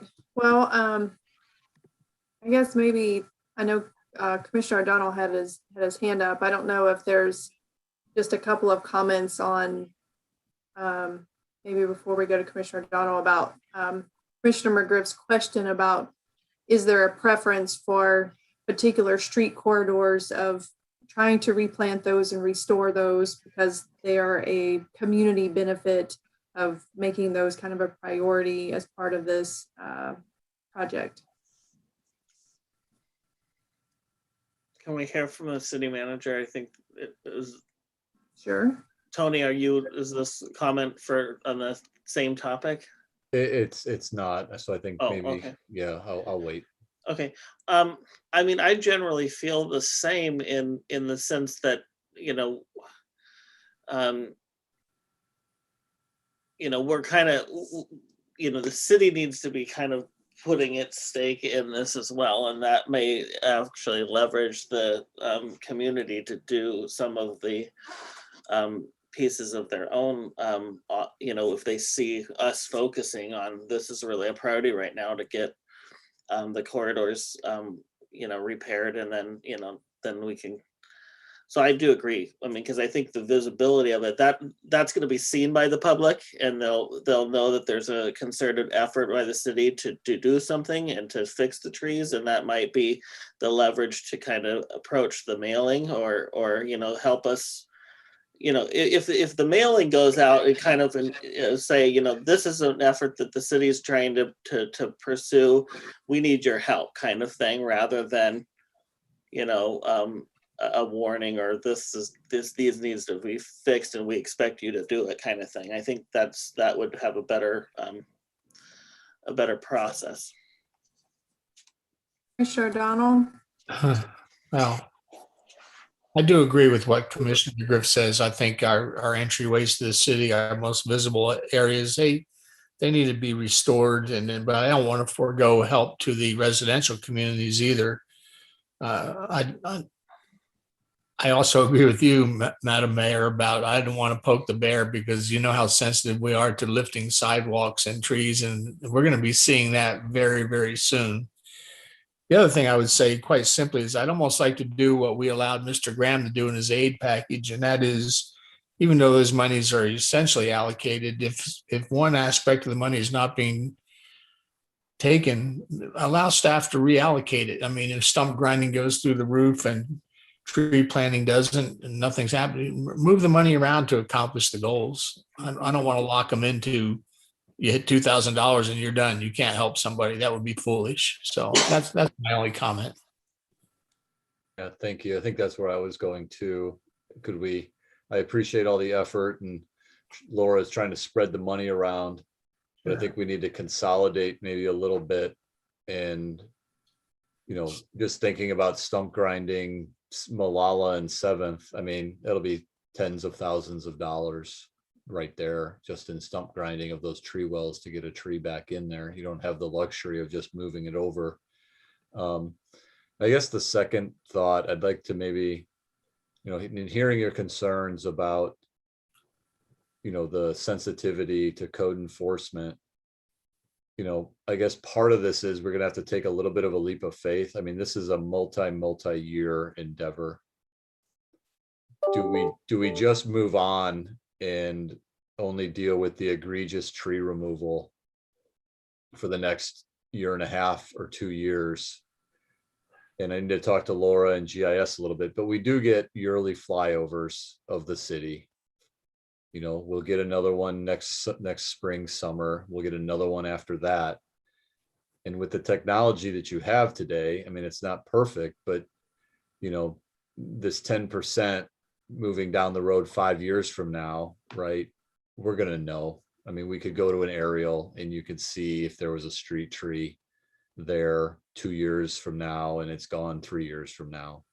But that means that we are going to step back that code enforcement and pretty much kind of reset to avoid the dilemma that Ms. Turway has of, I don't know how we document all this at this point and how much energy goes into it to what end. Right. Yeah. I guess it's something to think about. Just realize that, you know, we would probably take a much more lax approach, you know, to the tree cutting. I mean, it's a tough one because you got to set a baseline somewhere, and we just don't have enough documentation until we get a flyover to really say this is where we're at in the spring of 2022. Yeah, I'll go ahead and say that totally makes sense to me. I would actually rather our messaging right now be all about supporting replanting and very positive, and how the city can help you recover. And then in a couple of years from now, if it's 2 years from now, we got a handle on it, then we start looking again and kind of saying, okay, we know we clearly have some lost trees, and the positive message, we need to start moving towards something else. I mean, I would be amenable to that, because I'm a little uncomfortable even bringing up, like in the staff report, and I know this is just a staff report, but when you say memorializing during future development or code enforcement proceedings, if that's all in one line, I mean, I just don't see how that messaging is going to be positive or positively received. And so, yeah, you're right. There are tools in the technology toolbox where we can assess urban canopy and how much tree loss we've had. So, I like that approach. Commissioner McGriff. Yeah, I agree with you. However, I want it to be very clear that we are not being lax. We are not going to be telling the public, well, we're not going to do X, so that means just do whatever you want. I mean, if there are some egregious situations that occur in the city, I would expect that whoever is going to report it, and we can deal with that on a case-by-case basis. But I also don't want to be punitive either. But I also don't want this to be like, okay, everybody get your chainsaws out and just cut everything down. So I think I support the approach of being positive and proactive. Here's what we're going to do to help you do this. And that goes down a whole lot better than, well, we'll see you in 2 years. And then, you know, I don't want that. But I also don't want to come across as we don't care about our tree canopy. So the messaging needs to be supportive, encouraging, and partnerships, but also this is not the time to go in and clear cut, you know, our town, or, I mean, I'm being extreme, but we've got to put the carrot out and hold back on the stick, so to speak. But we do care about it, and I think that needs to come across, that we care about the way our town looks. And I think you couldn't have said it better, Commissioner O'Donnell, about the community benefit. And we've already invested in those corridors. So let's put the reinvestment back in the corridors where we had the tree canopy. And, you know, let's continue that investment, and we lead by example. That's where I think we need to go. We need to lead by example. So we show the community, this is what we're doing to make this look better. And wouldn't you like to help us? So I'm all about that. So I guess to summarize, we're going to go back and kind of consolidate the programs available with the monies that are available to focus on the tree replacement, the stump grinding, look at the corridors, 7th, Malala, Beaver Creek. Let's just say, I mean, let's just say it's a quarter. So it's 300 for the community, 100 for the city. I mean, sorry, garage is opening. That's all right. We all understand. This is a dog-friendly commission meeting and a cat-friendly commission meeting. And then, like I said, I think I just want to be clear that, I think that there are tools, but it's going to take us a while to get to the point where those tools become available to us. So I agree. If we've got somebody out there with a chainsaw just going at it, but if somebody's taking down a street tree and they're going to, they say, well, it had storm damage. I don't know how much we're going to press them on it for the next bit until we decide it's time not to anymore. Only if there's clear-cut evidence that it wasn't storm damaged. Well, Aerial photos aren't going to be able to tell you that, I don't think. right. I've got some examples in my neighborhood that I know they weren't storm damaged. All right, so it sounds like, Ms. Turway, do you have any other things you need clarification on? I just wanted to circle back on the replanting. So the staff proposal was to not do replanting if you're not in an overlay district, and then use the same replanting schedule if you are subject to overlay district review. I heard comments from Commissioner Regriff about wanting replanting and then also making that schedule a little bit easier. I just wanted to circle back to figure out where we're at with that. I think we need to encourage people, regardless of whether they're in an overlay district or not, in a positive manner to replant. I think we need to encourage that. To say that they don't have to me, is not acceptable. We need to encourage it, very strongly encourage it. And here we have tools to help you do that. We're going to have to require it in an overlay district because we can't legally get to the restaurant. Okay. I have no problem with that. That's okay, perfect. That's different. So we will continue to use the program to encourage folks, but if they say no, we're going to say, thank you very much. Okay. Yeah. Can we make sure that we know where those no's are so that we can maybe come back later and say, hey, we've got a deal for you. We've got a free trade, or we can get a reduced trade.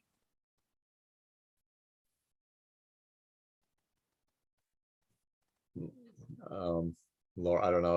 How are we going to track this? I imagine we're going to have some documentation. Yeah. You'll get a free permit, and it'll be yes, I replanted, or no, I'm not going to, I guess. And then it's not. I don't think we should give the option in the corridors. They just get replanted, period. Okay, so we're beating this to death, and it's 9:30, and I think we're exhausted. So, Ms. Turway and Mr. Conkle, if you can go back, revamp your program, work on it. I think you've gotten some direction from the commission. If you're still uncertain, then I'm sure you can bring that back to us. But I think, we are suggesting to apply some common sense to it. So yeah, I don't think we need to go through every scenario. And obviously if somebody's taking a chainsaw, we're not saying turn the other way.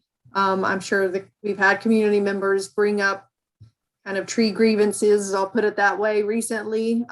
If they see that kind of thing happening where it's clear, I'm not saying we're not saying ignore it. So again, it's a common sense thing. I just don't want to, I don't think we should I don't think we need to be advertising that we're looking the other way, because we're technically not looking the other way in all circumstances. So I just think the messaging is key. You've heard enough from us. You can probably navigate that from here. So, all right. So for the agenda, the next item is the city manager's report. Yeah. So the one item wanted to just have an update to the commission on. Obviously, you all received the email from Judge McNeese concerning her retirement at the end of her contract. It's been a long, great tenure with the city. She's done amazing things, and thank her for all her public service and on behalf of the city. That being said, we do need to move forward. The judge is hired by the city commission. It's been a while since we've done a judge recruitment. So what we were thinking was we reached out to the judge pro tem He is available through the end of August to assist us after Judge McNeese retires. So that gives us some time to work through this process. What we were proposing was have the HR director work with the city attorney and the appropriate stakeholders, police, the judge, prosecutor, to work on and come up with a job description as well as a recruitment process that we would bring back for the commission to review and approve. Once we get agreement on both of those, we would then begin the process of recruitment. I guess just looking for head nods if that seems like a good way to move forward, considering this is, like I said, your hire as the commission. Who is the judge pro tem? I have no idea. Daniel Warham. Warham. Who? Judge Daniel Warham. W-R-A-M. Oh, okay. No, I'm not familiar with him. Commissioner O'Donnell? I would also add that Judge McNeese has offered to add her input at any point, even after her departure. And I think we should take advantage of her experience with different, whether it be judges or applicants. The best input we can get is those who have been in the courtroom setting with the potential applicants. So I think we can do a good job on this, but it's a key appointment. And we'll be hard pressed to match the level of performance we've gotten from Judge McNeese and all the programs she's done over the years. So I'm glad that the commission will be part of this. Thanks.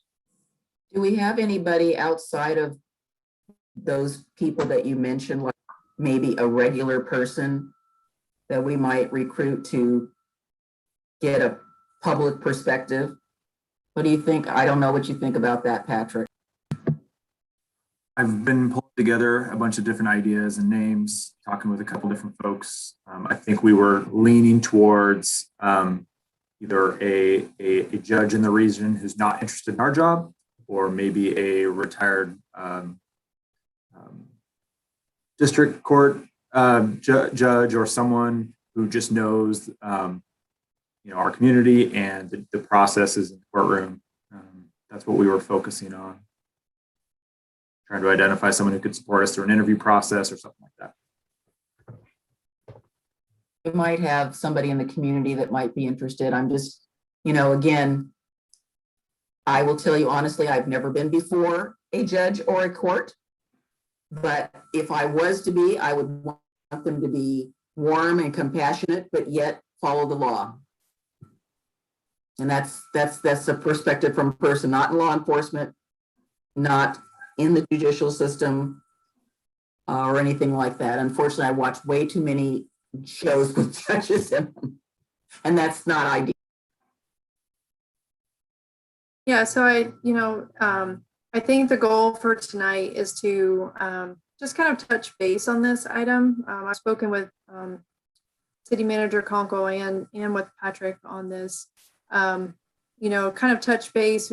We were trying to figure out a plan. We didn't know if we needed to kind of get moving on this, but having the pro tem be able to back us up gives us a little bit of breathing room, so we don't have to be so rushed on the recruitment process, which is actually a big sigh of relief. We just found that out today. So we kind of just, when we talked about it, the goal was to let you know that there are conversations about it, but to make sure that you were okay with our HR manager and Bill Kabeisman, working together on this to put a timeline together, come back to the commission, but with them taking the lead on working on this item on our behalf, because the judge does actually report to the city commissioner or to the city commission. So we just want to make sure that in general, the commission is okay with that. And this item will be coming back to us at a work session or at a future meeting. It kind of, with the position description, kind of just a general plan where the potential touch points are with the city commission and some decisions about that hiring process. So I think there's a lot more to come. Right now, it's just an initial kind of let's just talk about it really quickly and see how everybody's feeling.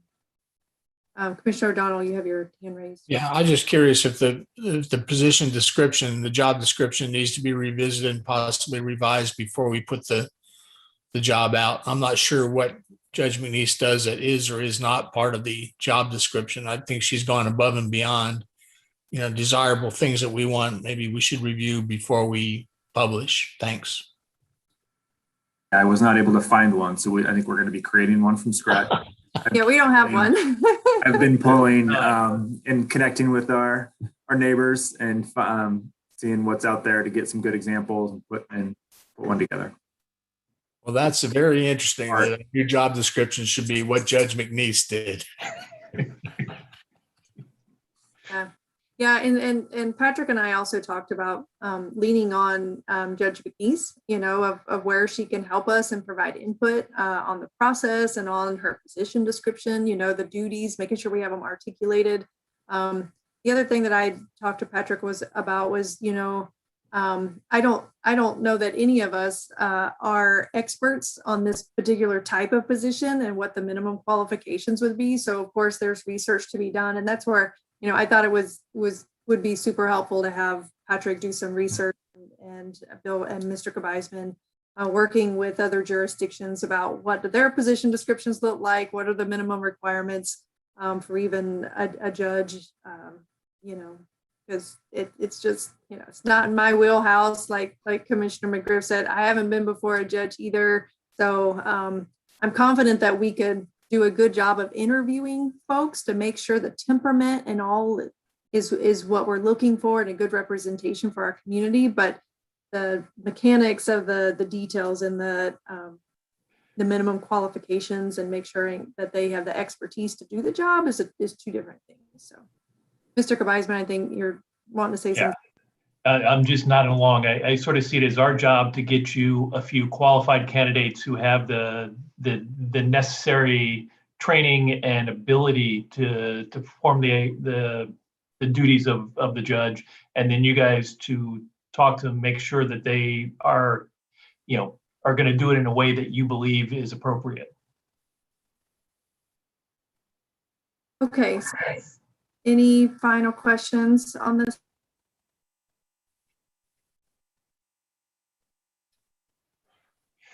Oh, we lost you. Sorry. Do you have anything else for us, Mr. Conkle? I think we're all pretty good on this one. Yep. No, Mayor, I'm done for tonight.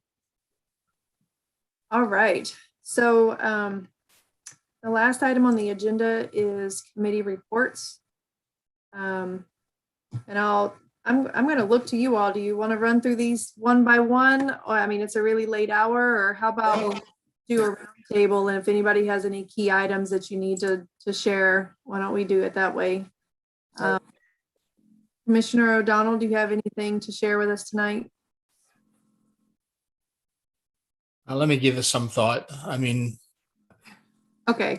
I'm actually interested in something from Mr. Conkle. I'm curious where we stand on these mitigation efforts and this restore cap conversation. And I don't want to throw this back in his court, but I'm curious if we're progressing or what are we waiting on? Waiting on a response from them.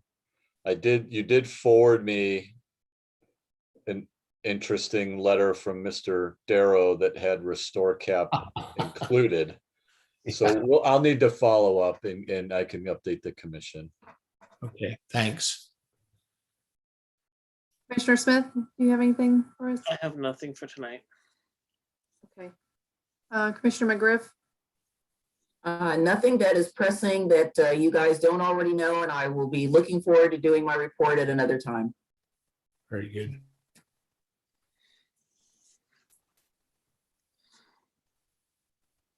We lost you again. Sorry, I think my my notebook sitting on my laptop was hitting the button. I think we're all busy. I'm hearing the same hot topics: I-205 tolling, housing, homelessness. So we're all working in our various areas, and I imagine those key topics will continue. So I believe that is it for tonight. And with that, good work everybody on the goals. It was a hefty item, but we made it through it. Good work. And again, apologies to Mr. Wheeler for him sitting through that for 2.5 hours and then us canceling his agenda item. So I feel bad, but he'll come back and I'm sure he'll have a smile on his face. All right. So thanks everybody and good night. We're adjourned. Thanks, everyone. Good night. Good night.